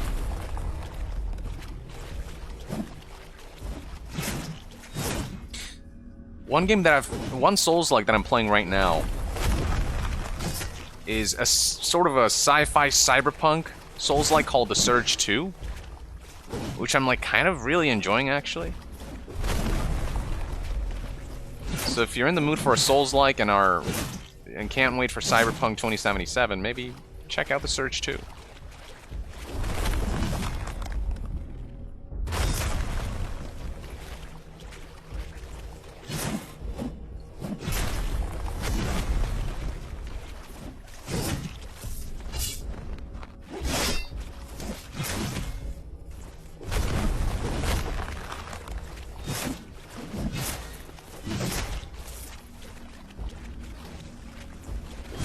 People in the chat noting that the combat seems a bit slow. I can agree with that, actually. I think that's just a slightly faster pace might service it better, but I don't know, it still looks good. I like the mood of this game. Like with these types of games, you really have to get your hands on it to get a feel for it, to see how good it feels and whether the combat feels tight and right. So I won't know until I get to play it.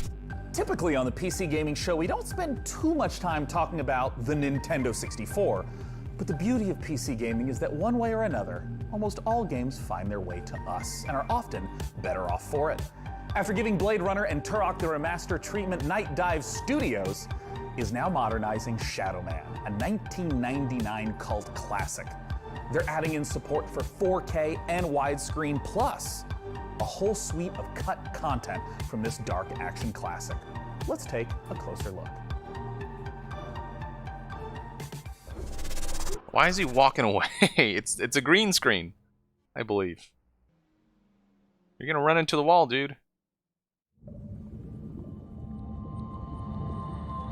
Night Dive. They're also remaking System Shock. I've made a lot of progress on that.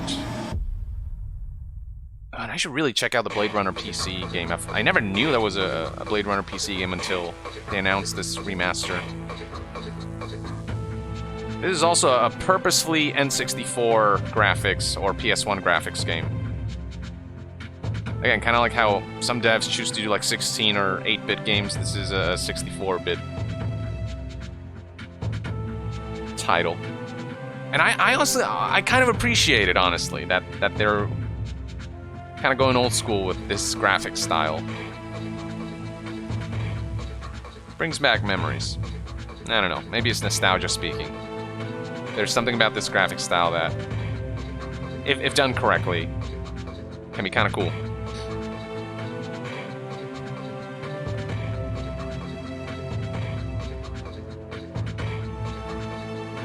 Or actually, is this an old school game that they just... Oh, Shadow Man. Actually, yeah, that was an N64 game, wasn't it? Yeah. You're right, I'm remembering now. Yeah, there was a game called Shadow Man on, like, N64. Or was it on PS1? Hold on, let me check this out. That name is very, very familiar now that you... Let's see. Yeah, it was both on N64 and PlayStation 1 back in 1999. He has been here at the PC Gaming Show 6 years running, from Tripwire Interactive. So it's just more of like a port, really, like a remastered port, rather than like a brand new game that they my pleasure. I'm so purposely made in that art style. Again to talk about so much cool stuff happening at Tripwire. Yeah, you guys have been doing a lot of stuff, and I just want to kick off by asking, talk to me about Killing Floor 2. I never played this game, but I remember, like, I don't know, it was like in a magazine or something. It's got 4 new weapons. Maybe I saw it at like a Blockbuster, but I never rented it. Yeah, Blockbuster. Map called Desolation. Oh yeah. Space pirate themed outfits. Now that's old school. We're running a seasonal event with rewards until July 7th, and right now it's free on Steam for a week, so you can go play it. I also have to ask about the follow-up to a game that was announced at the PC Gaming Show, Chivalry 2. Talk to me about Chivalry 2. So we're working with Torn Banner Studios, we're publishing, Torn Banner's developing, and Chivalry 2 is coming along great. It's so fun, and we're excited to announce some big news, cross-play between the PC and the consoles. That's so always you can nice. Hack and slash your console friends in Chivalry 2. And last, a game that has been so popular on Twitch. Talk to me about Maneater. Yeah, so we were so excited to get Maneater out the door. You know, we've shown it to you guys originally in 2018. We had all that fun with Frankie. Oh, I and the do Shark remember Suit, this. Which I'm kind of missing. The game is doing great. People are loving it. So much fan love. So many fan videos. We're just really happy Shark to have Theft it out Auto. there, and people eating lots of humans. It's such a funny game too. You know, you've talked a little bit about what games, what has been announced from Tripwire Interactive. What's coming up next for Tripwire? So I wish we could come forward and announce an all-new game, and that would be great, but I can give you a few hints. So Chivalry 2, you know, is in process. It's going to be coming out in the not too distant future, hopefully.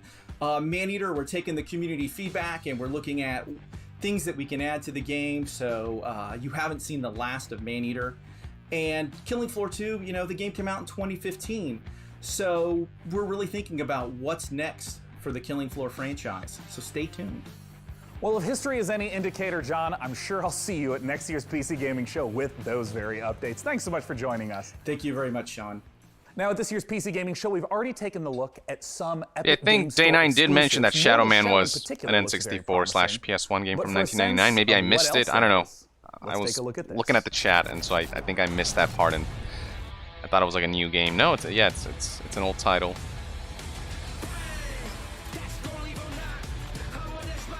Huh, that's cool. I might check it out. Like, was it well received back in the day?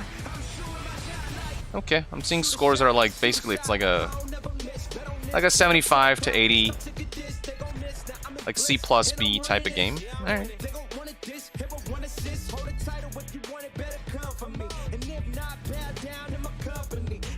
Ooh yeah, they're remastering Tony Hawk Pro Skater 1 and 2, but it's Activision.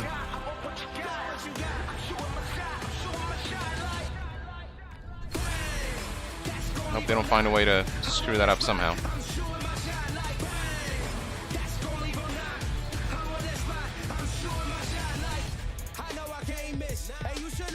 So, what song is this? Am I gonna get copyright struck or copyright claimed? Yep, I totally will. But whatever, I don't know. Yeah, I guess this feels like it's ending. Oh, Assassin's Creed Valhalla being highlighted for a bit, though nothing new shown here. Godfall, coming holiday 2020. So I think that'll be a launch title for PS5. And yeah, I guess, is that it? There has to be like, we still got 20 minutes until the 2-hour mark. Blightbound is a 3-player So yeah, no, there's more. where you and your friends explore unique dungeons, fighting a terrifying cadre of mystical and monstrous enemies, grab valuable loot, and recover fallen heroes to expand your roster of available warriors. Blightbound will battle its way onto Steam Early Access later this year as an ever-expanding game, with new maps, new heroes to add to your roster, and new loot to retrieve through free updates.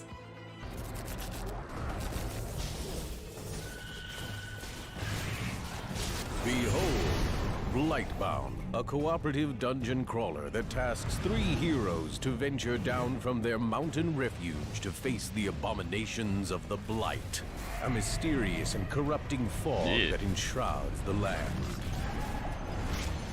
Each player will choose a hero from one of 3 classes: warrior, Forge Titan's might! assassin, Let me at him. or mage. My greatest power awaits. Battle a terrifying horde of monstrous enemies and colossal bosses. Each class of hero fulfills a specific role on the team to overcome mounting odds, solve clever puzzles, and synchronize their ultimate abilities to unleash massive damage. So a cool little like battle through 3 beat 'em up distinct lands, each with type of several game. dungeons to conquer, including the eerie Gravemont, the oppressive Underhold, and the precarious Blood Ridge. Or is it more of like an ARPG, Steel maybe? your nerves and prepare once again to enter the Blight Warrior. We are Blightbound.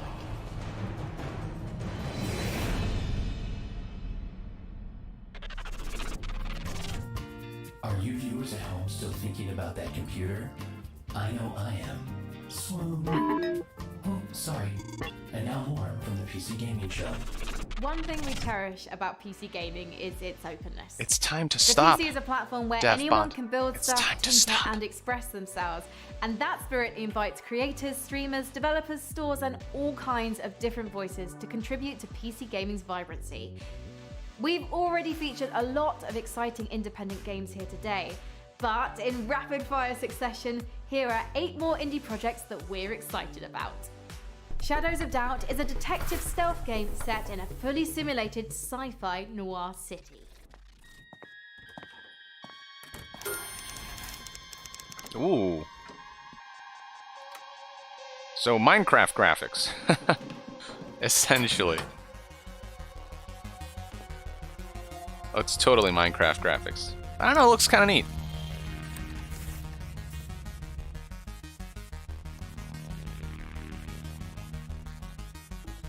This looks pretty cool, actually. I don't know. Like the lighting and everything really kind of sells this graphic style. In the Forgotten City, you fall into an ancient Roman utopia, only to find it full of people, mysteries, and difficult moral choices. Explore an open world locked in time.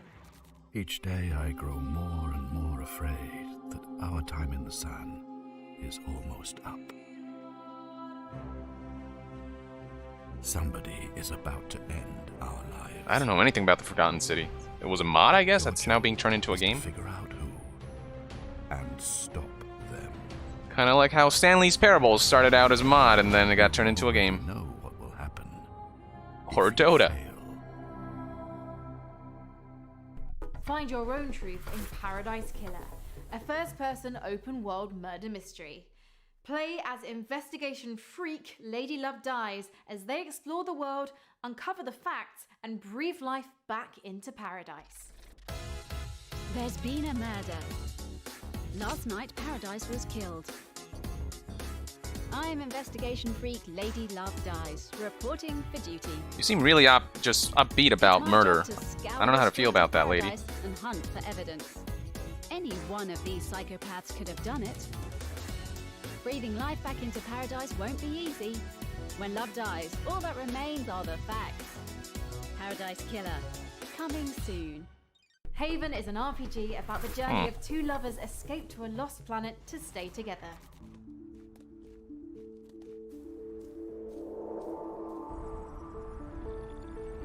Whoa. Here we go. So this is like Journey, but you're clearing paint. Worst, I kill them. Whoa, you. Oh, come on. Dodge this one. Oh wait, it's got like JRPG elements. You like that? That's gotta hurt.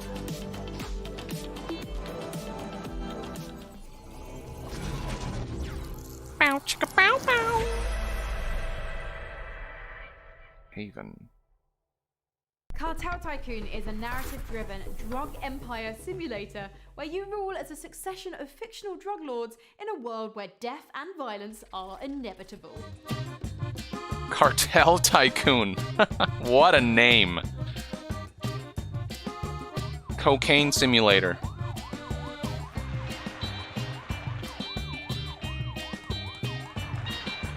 Narcos Tycoon.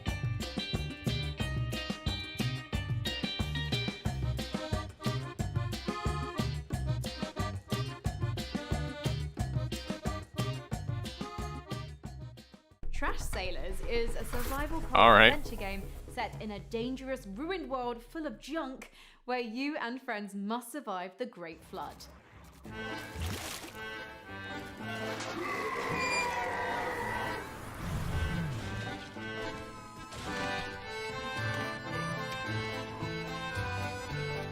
Yeah, people are mentioning Tropico. Yeah, that's pretty much.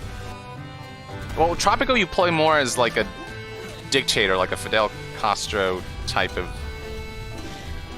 entity, and it's more of like a really parody version of that. Chris Tales is an indie. This is more focused on the RPGs that lets you experience drug past, trade, present, I and suppose. future simultaneously.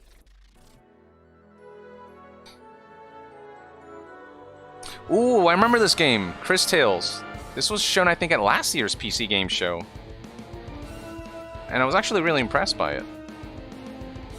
It's like a dimensional shift that happens while you play. You can take advantage of that to like I think it's like, am I thinking of the right game? It's like Soul Reaver-esque, where there's like two.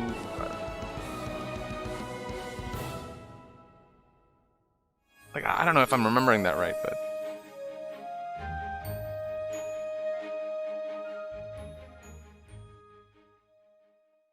Set in a vibrant fantasy world created in collaboration. I feel like I remember like veteran Chris the character Avalo. changing Analog the environment offers in a fast-paced very action Soul Reaver with a deep style. narrative, bringing ARPG It's like split dynamics screen to a almost. new level Yeah. with a skill-based gameplay inspired by great classics and modern masterpieces.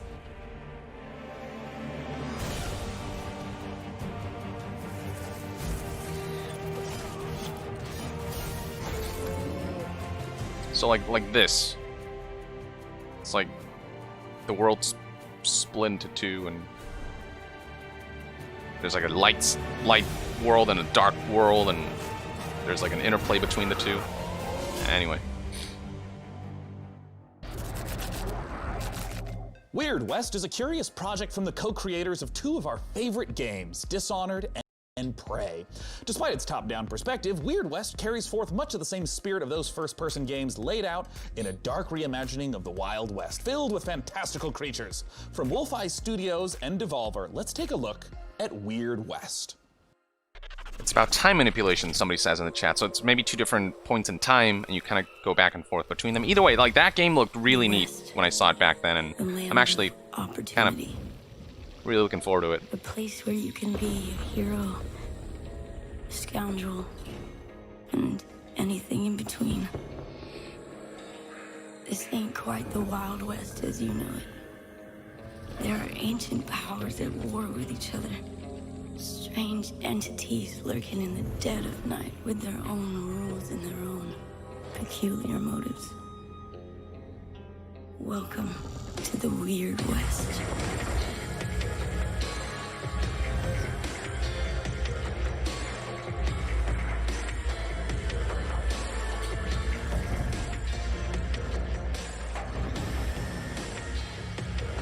I think. Did we see this at last year's PC Gaming Show too? This seems oddly familiar.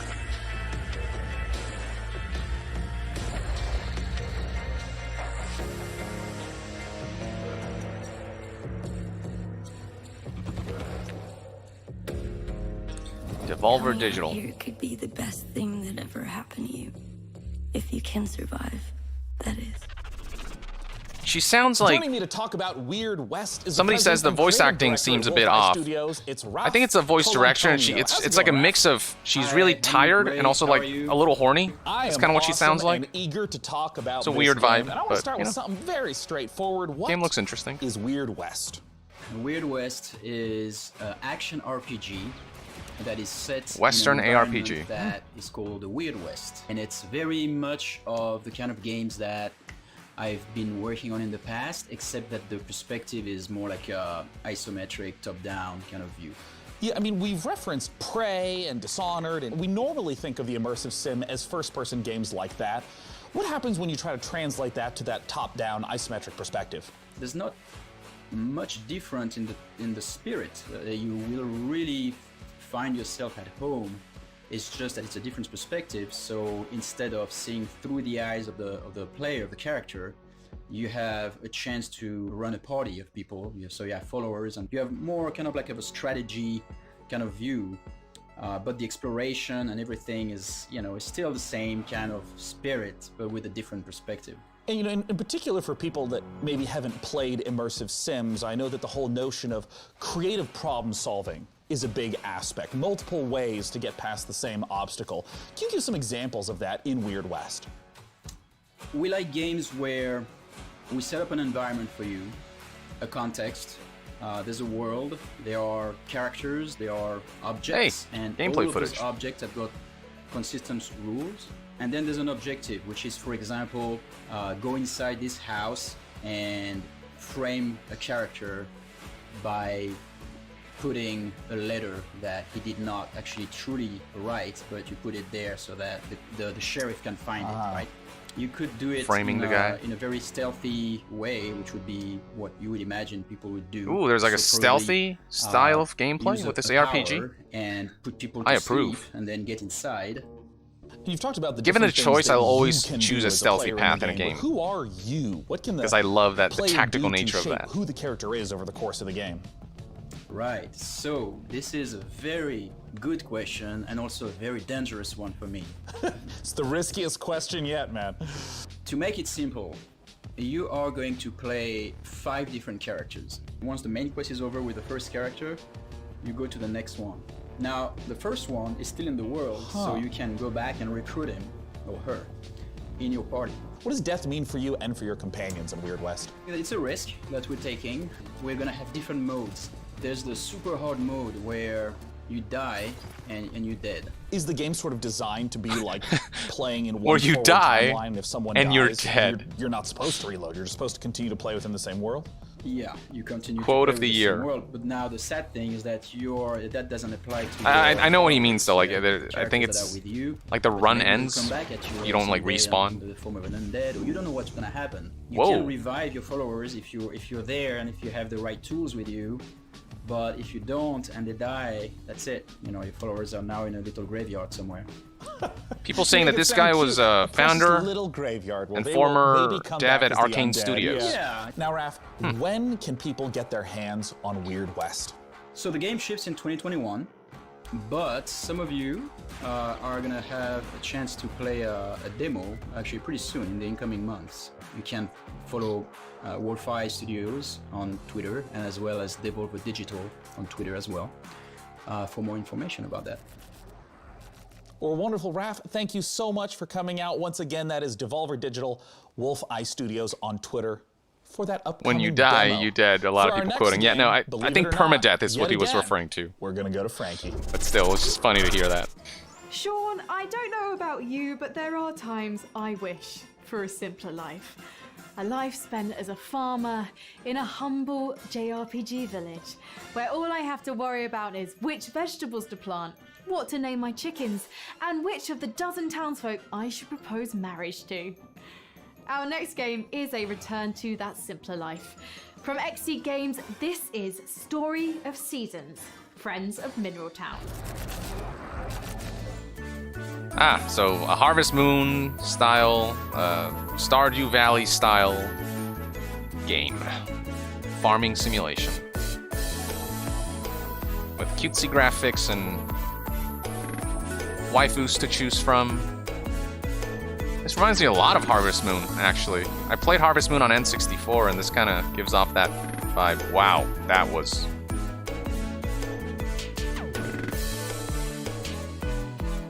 weird looking.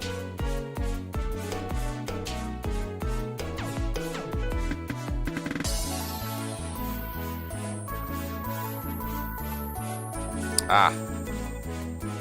There it is. Waifu Simulator. With a farming simulation on the side.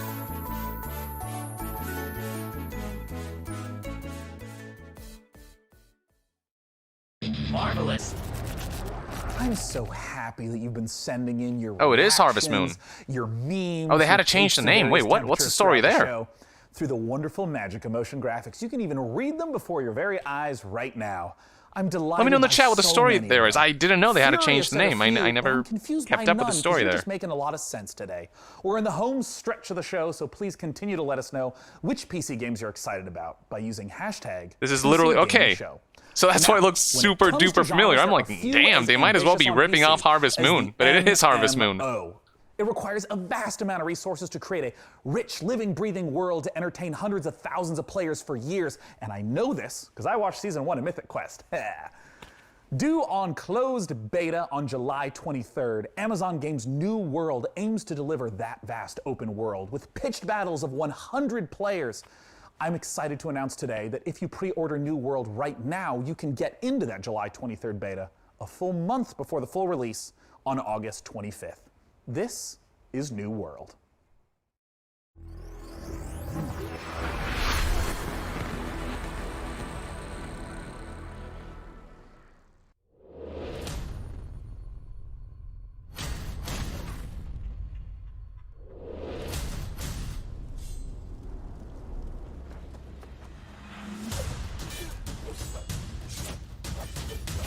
New World.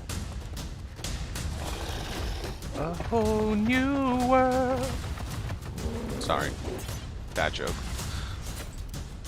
New World. Let me look that up. Yeah, it's an MMO coming out on August 25th.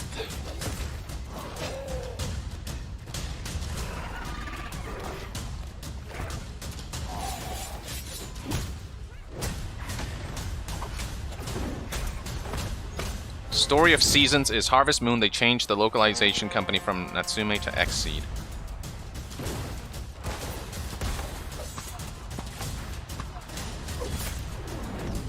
It's kind of a long story, but Harvest Moon basically split into two. Now there's Story of Seasons, which is actually the old Harvest Moon, and the new Harvest Moon, which is the parallel one, says Raphael Kalman. Okay, thanks for the explanation. Yeah, I straight up... It's been so long since I had played Harvest Moon that I never kept up with it and didn't know that was a thing. I had a good time playing Harvest Moon. Here on the PC Back in Gaming the day, Show, so we're big it's cool to see a fans new of entry. Life is Strange, the award-winning adventure series from developer Dauntless. Having undergone some big changes since its first reveal in 2018, Twin Mirror, the studio's next game, is a psychological thriller that follows investigative journalist Sam, who returns to his hometown in West Virginia. Available West to wishlist Virginia. now on the Epic Game Store. Let's watch.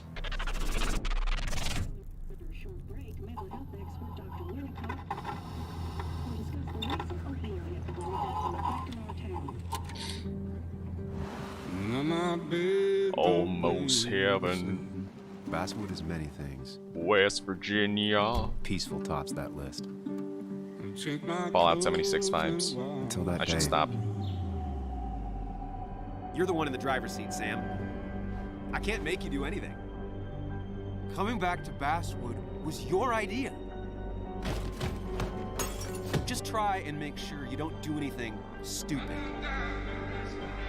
I know you think that the only thing waiting for you down there is hurt.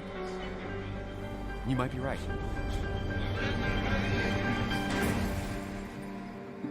The good news, though, at least you don't have to do it alone. Twin Mirror coming soon. You may have seen Metal Hellsinger announced earlier this week, and today we get the opportunity to take a closer look at this unique episodic game adventure that the game, studio a la Life is bills as a Strange and rhythm similar FPS. titles. Published by Funcom, you have to battle through 8 hells, blasting demons to a heavy metal soundtrack. And to talk about one of the most epic encounters in the game is the creative director at The Outsiders, David Goldfarb.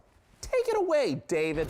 Wow, this is going to be more than 2 hours from the looks of it. It's already 12:58. Thanks. And let me say, it's a pleasure to be here. And I think right now everybody needs some games to give us a break from the reality that we're currently inhabiting. So that's why we're here now. So what you're about to see here is an exclusive peek of some pre-alpha gameplay of our upcoming game, Metal Hellsinger. I hope you like it.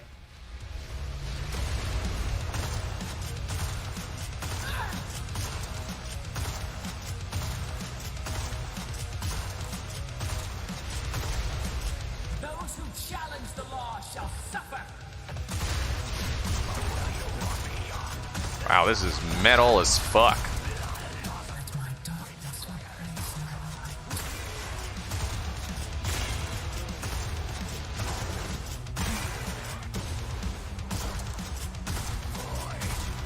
Wait, is it like a rhythm game? A bit of a rhythm game? You see like how the crosshair has that thing? You have to like shoot on beat, I guess? Interesting.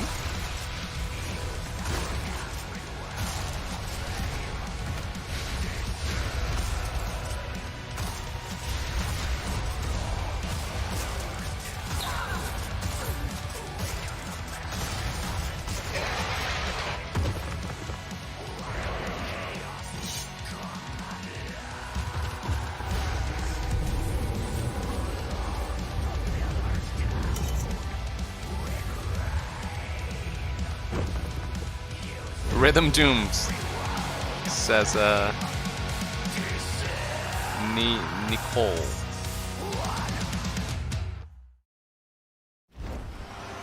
Well, that's an interesting concept. Hello everybody, But yeah, Felicia another Day here, Doom and I play the magician in the Dungeons of Nefelbeck inspired title. Amulet of Chaos. The Amulet of Chaos is a fun and silly tactical RPG that's coming to PC later this summer. It features a group of adventurers searching a dungeon for treasure. Each one of the characters has their own skill sets, or lack thereof, fighting styles, and inventory. Each one is kind of a failure, but together, they're too dumb to fail. The game doesn't take itself too seriously. It has lots of in-jokes for tabletop games, and for some reason it features a lot of chickens. Anyway, here is an exclusive preview of the Amulet of Chaos.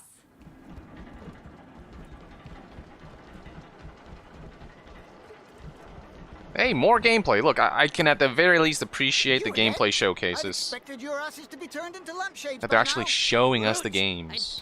Ha! Pleased to meet you, Pissed. I'm Revax. What a burn! We'll smash your rotten brains out of your skull. How about we try diplomacy, maybe? No, attack! Guards, guards! Dispatch these smelly bushwhackers. Zivat relic hizmat. Oh, it's a tactics. Oh no, it's turn-based. Oh yeah, no, it is tactics. Turn.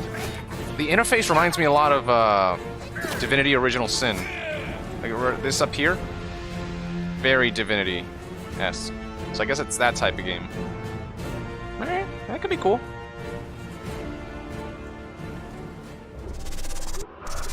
Who says you need water to go sailing?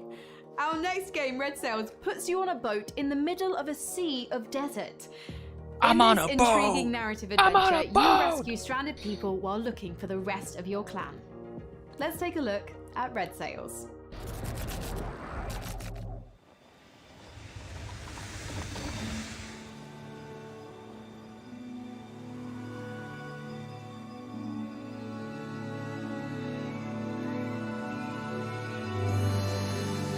You're sailing through sand and snow.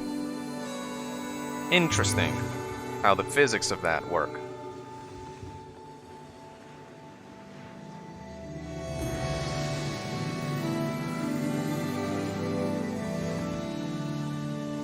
That's a very special ship right there.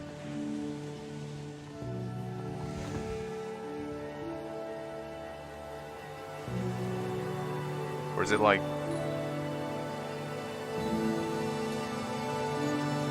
clouds or something?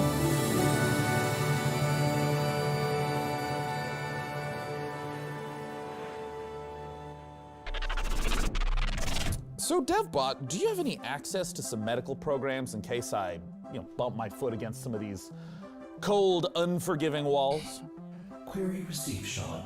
In order to familiarize you with basic life-saving procedures, I have established contact with game developer Bossa Studios, the creators of Surgeon Simulator 2. Why are we still here? Well, I wasn't really planning on doing Just any to surgery. suffer. I feel like if I was injured, you'd be the one doing the surgery. My The time we analysis have lost. shows that Surgeon Simulator 2 contains all of the vital instructions for repairing fragile human bodies.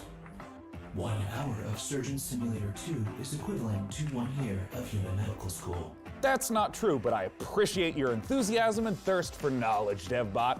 And I'm certainly interested in this game. So let's take a look at Surgeon Simulator 2.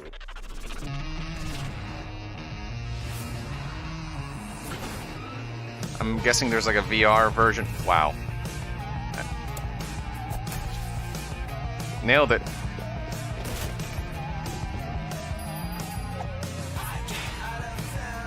Why use a scalpel when you can use a saw? These guys really know what they're doing. They're clearly professionals. Wow. That's fucked up.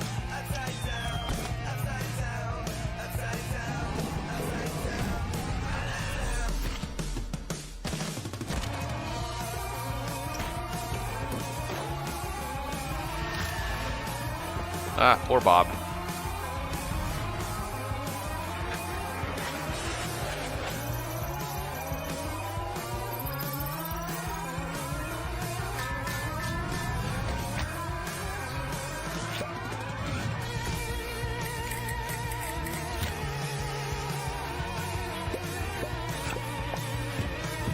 Wow.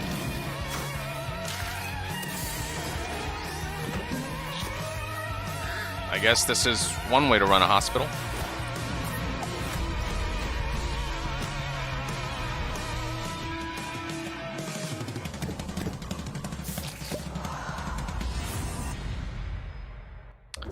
Okay. Joining us to talk about Surgeon Simulator Well, that's a thing 2, that we exists. got Mark Pick on the line. Mark, thanks so much for joining us. Hello, thanks for having me. So, for anyone who This has not press conference experienced the better hilarity end of with like a Surgeon big Simulator finisher. 1, can you just give us the gist and tell us what is Surgeon Simulator 2 all about? We've kind of taken the tone and the heart of the original, which is that chaotic physics gameplay, and we've really kind of blown it out to brand new epic proportions. So in the original game, you're just one arm kind of moving around on one table. In the new game, you're actually a fully limbed surgeon moving around for the first time in the series on 2 feet. In the original game as well, yeah, right. What an innovative feature in 2020. In the original game as well, you were limited to just surgery, whereas in Surgeon Simulator 2, there's a whole plethora of brand new mechanics, challenges, and gameplay elements to explore. You're not just looking over one patient's chest cavity anymore, but you're actually exploring a fully fledged medical facility. Can you maybe tease a little bit of some of the other, perhaps, medical operations that I get to perform in Surgeon Simulator 2? Yeah, so there is 12 operations in the game, and you will have seen a few of those in the trailer just now. Think of that facility as like a little bit like the original Surgeon Simulator, with a bit of kind of a mad scientist lab thrown in there, through this kind of lens of like a Willy Wonka's Chocolate Factory vibe. Like, you're never really sure what's going to be around the next corner and what new twist or what dark machinery you're going to come across next. So players are going to come across everything from like surgical vending machines, over-engineered operating theatres, automatic patient dispensers, my personal favourite, which is actually an improvised cannon, where you can actually fire limbs or organs and things across to your fellow surgeons on the other side of the room to keep operating on Bob. Now, Mark, I understand that there is a creation tool in Surgeon Simulator 2. What does that entail?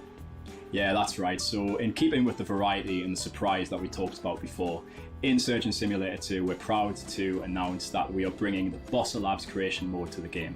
Now, in creation mode, you as a solo player or in a group of up to 4 players can get stuck into the very same tools that we as designers and developers use to build our very own story mode. It's an easy to use, intuitive, friendly set of tools where it's as much fun to create as it is to play. So, User-created content. What are some of the That's always examples nice. of the types of levels, the types of creations that people have made?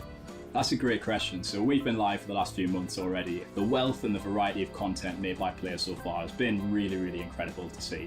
So there's been everything in there from traditional takes on surgery, like the end of the original game. We've also got ghost ships in there. We've got bowling alleys. We've even got a take on the Surgeon Olympics, where people are bouncing around Bob's head and using that as a ball. And then we've got my personal favourite, which is the kind of the take on the bottle flip challenge. So I don't know if you're familiar with that, but where you can kind of flip a bottle with the hand and kind of, it's not the easiest thing to do with the Surgeon Simulator hand. For people who just tuned in wondering what they missed, not much, honestly. It's very satisfying. There was some Godfall gameplay that I had was, a blast playing Surgeon Simulator 1. Kind of neat. A couple cool games here and there, but how do they get access to this creation? Nothing. Whoa, Surgeon must Simulator 2 see. is coming Mind to the blowing. Epic Game Store in August 2020, and you can pre-order that right now. You can also go to surgeonsimulator.com for more information and follow us at SurgeonSim on Twitter to learn more. Mark, thank you so much for joining us today. Thank you. That's Mark Pick. I'm Sean Plott. Let's go to Frankie Ward. Sean, you'll remember our next I think developer Godfall is the premiered biggest in game the they've PC shown in gaming this show way back PC game in show. 2015. Hello Games are a small Which is UK coming out for indie PS5 and studio, perhaps PC. better known for building the looter, infinite, slasher, procedurally whatever. generated universe of No Man's Sky. But their next big release is an altogether more intimate, handcrafted affair. Oh, No Man's The Sky? Last Campfire is an adventure game, a story of a lost ember trapped in a puzzling place, searching for meaning and a way home. Let's check it out. She mentioned No Man's Sky just now. I guess it didn't lead to anything. What is this?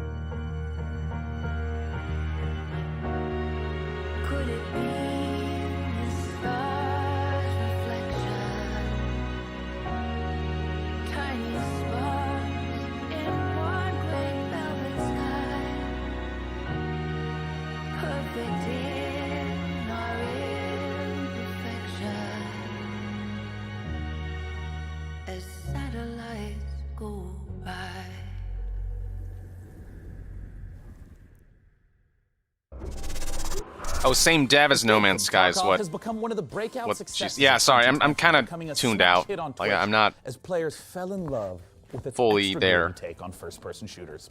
But as anyone With who the works on the showcase. internet will tell you, the It's people Hello Games, always okay. want more. And more we've got for you today. Because in a moment, I'm going to be speaking to one of the game's developers about what's coming next. And that includes a spicy new map. Hey, DevBot, why don't you show them what we got? Ugh. No DevBot, please. No more.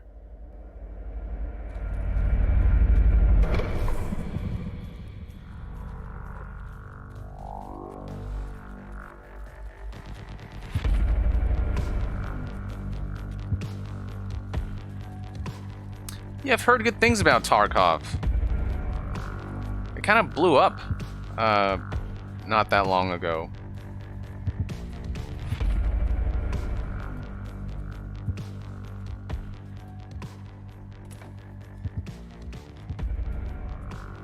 And a lot of people started like streaming it, and it gained a lot of traction. And a lot of people seem to enjoy its gameplay. It's sort of a very methodical style of shooter.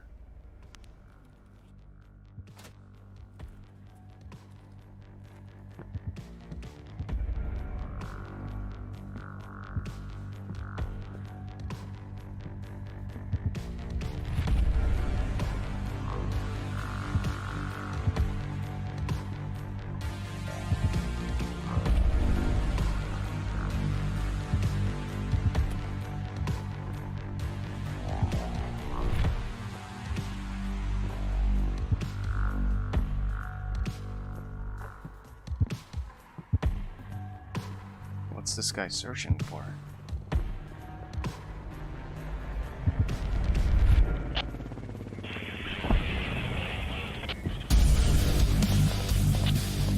Oh, he didn't shoot anything in that gameplay. Huh. Here with me to talk about what's coming next is Nikita Buyanov from Battlestate Games. Thanks so much for joining us today, Nikita. Thank you for having me. I would love if you would kick off by just for anyone who hasn't played or seen Escape from Tarkov, how does a session of Escape from Tarkov work? What makes it different from, say, a class-based shooter or a battle royale? It's more about like true survival. You need to actually escape from a location through extract points, and you need to actually save your life and save your gear and your loot. And if you die, you will lose everything. So how does the new map compare to the existing map set in Tarkov? It will be the biggest and the most detailed location ever. It will be a lot of explorable buildings. So this game's already, I believe it's out, right? Or is it an early access? Simulate the city, the realistic modern city. So give me a breakdown of what's coming up in this. It came out sometime back. 12.7. It's playable. You can download it and like a play it. Patch. New map though. It will include the big addition called the expansion of Customs location. Customs is the pretty iconic location for the EFT. It will like enlarge the overall area by 30 or even 40%. The next updates will totally like overhaul the whole skill system.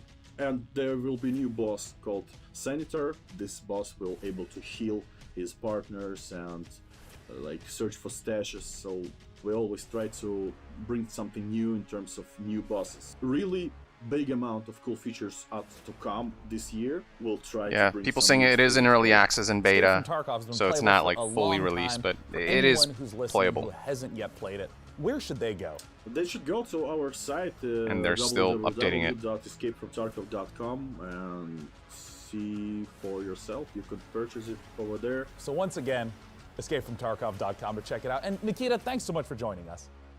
Thank you. It's a pleasure. For our next title to PC Gaming Show, it's time to head on over to the inimitable Frankie Ward. Over the last decade, developer Red Barrel How has long given is us this some show? of the most My God. messed up I horror heard 2 games hours, but it's ever created. we're at 2 hours and 15 minutes The right now. next game in the Outlast series offers more mind-numbing terror, but this time with friends. Outlast Trials is set during the Cold War, and in this happy period of distrust, fear, and violence, you and your friends are human guinea pigs involuntarily recruited to test advanced methods of brainwashing and mind control. Good times. But work together, and maybe you'll survive the Outlast Trials. Dansky says, hey Yong, thanks so much for years of great content and coverage. Also, Demon Souls. Hell yeah, I've never played Demon Souls, so seeing that remake is pretty awesome, and I've seen the comparison screenshots, and it's insane how much they've upgraded the graphics. It looks amazing. I'm really excited for that too. I did play Dark Souls 1, but never Demon Souls, so finally have an excuse.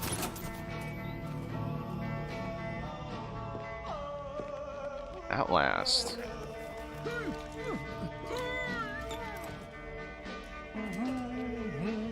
As Kumi Nakamura would say, it's spooky. I played the first game and I thought it was legit, like, legit scary, actually, that first game.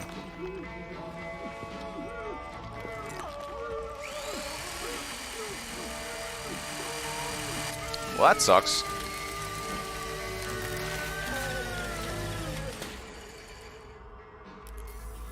Night vision device fully operational, sir. Excellent. Bring in the other subjects. The Outlast Trials. Oh, wow. It's only night vision? Surgically implanted? Wow. It's kind of messed up. Freedom ends in 2021. That's one way to put it. And with that, the 2020 PC Gaming Show is now complete. Thank you so much for joining us today. We hope that you got the chance to see some games that excited and delighted you. Also, as you might imagine, it is really challenging to put on a show with no nearby gaming conventions. So an enormous thanks to our sponsors for helping to make this show possible. Big finisher? This year, the sponsors are Mythical, Perfect World, Funcom, Frontier Developments, Exceed Games, Atlas, Intel, All In Games, Humble Games, Sega. Y'all need to learn how to Games, pace Merge your Games, game Tripwire shows. Interactive, and the Epic and how to Games Store. Order the Your game support, presentations we would in not such a have way had the that you opportunity build to up put to a on big show reveal. for the greatest platform, PC Gaming. Now, before I say goodbye, I want to give a warm thanks and a chance for my co-host to say goodbye. Thanks again, DevBot. Wow. Don't tell me we're going to finish off with frickin' DevBot. Don't tell me that's the last thing I'm going to see with this show.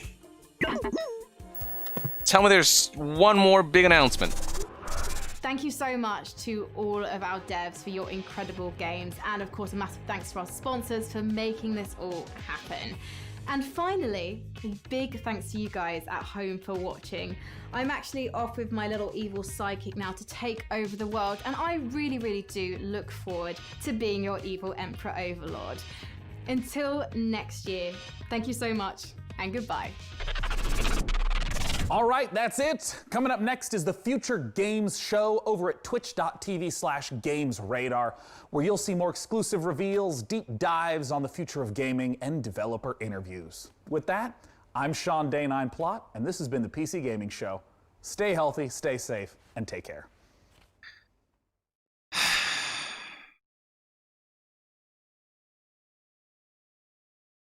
Hello, world. No. Goodbye, world. Stop it. All right. So look, the games that were shown, there were a lot of them that I'm like, that looks cool, that looks neat, and you know there were some cool showcases. It's just the presentation of this gaming show was so off kilter. I don't know why humans require acknowledgement for everything. Who is that? And the DevBot was legit not funny. Maybe it's just me, but I found it not funny at all. Just. Apple Crow says the big reveal was the skits we made along the way.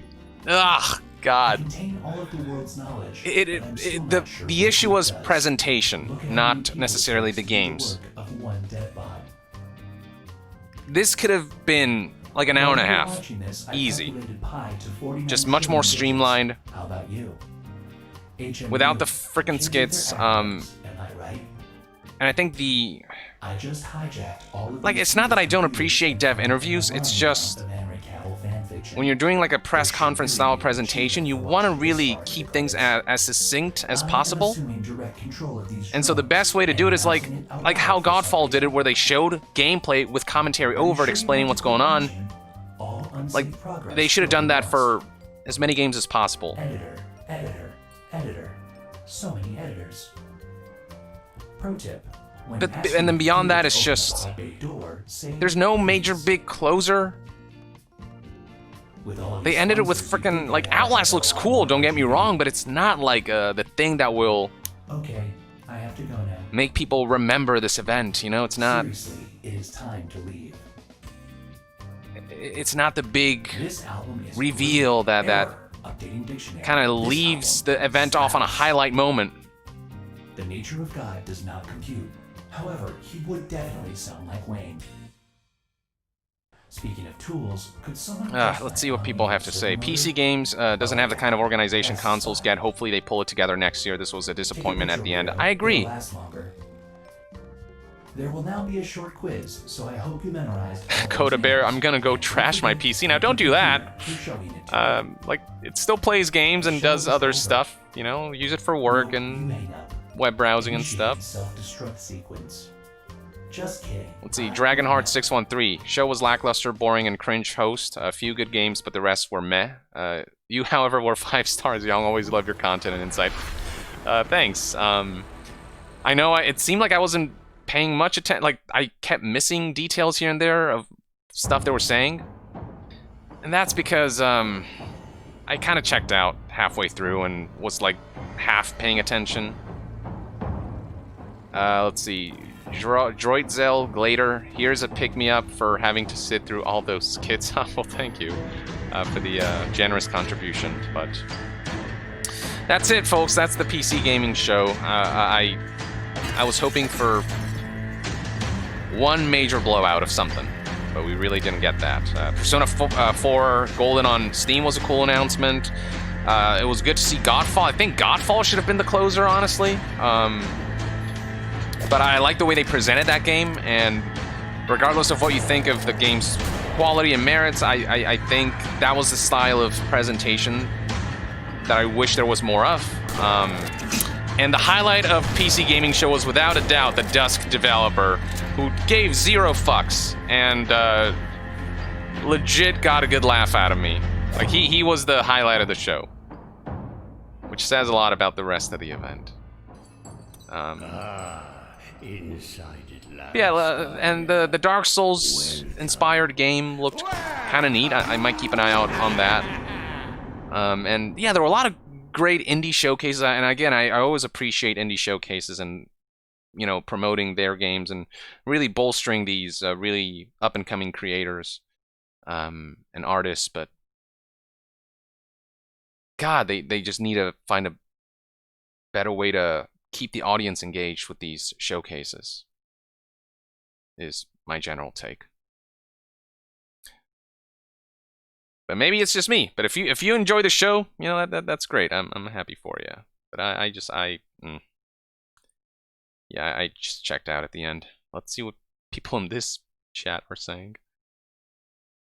Yeah, no, people just generally don't seem to be too happy with it, but it is what it is. Well, it was still fun hanging out with you guys. It was still great to see all of these really interesting games that devs are working on, especially indie devs, and some cool announcements here and there. There were some things that I liked about it, but at the end of the day, I was not impressed by the presentation style, but it's always great to hang out with my community, so thank you for tuning in, folks. I gotta head out. I gotta pee really badly. My bladder's about to burst, but also I just, there's some things that I gotta do today. I'm gonna be doing some tabletop RPG DMing soon, playing some Cyberpunk Red with some friends, and I know there's the Games Radar show that's going on right now, but yeah, I don't think I'll be doing a stream of that. I'll be really mad if they make some really major, just incredible announcements at that event, but not, you know, but not in this one. But yeah, let's see. Let's refresh this real quick just to take a look at the likes to dislikes ratio, which seems to not be in a good place. Yeah, 10K versus 7K, like, sounds about right. But thanks for tuning in, folks. It's still, even if it's a bit of a, if this was a bit of a bit of a shit show with this skit that really got in the way of a smooth presentation with cringe comedy, that kind of treats its audience like they're really, like, I don't know, infantile. With all that said and done, I appreciate all of you, and yeah, I'll be looking forward to some of these titles, regardless. So with that, I will see you guys next time. Yong out.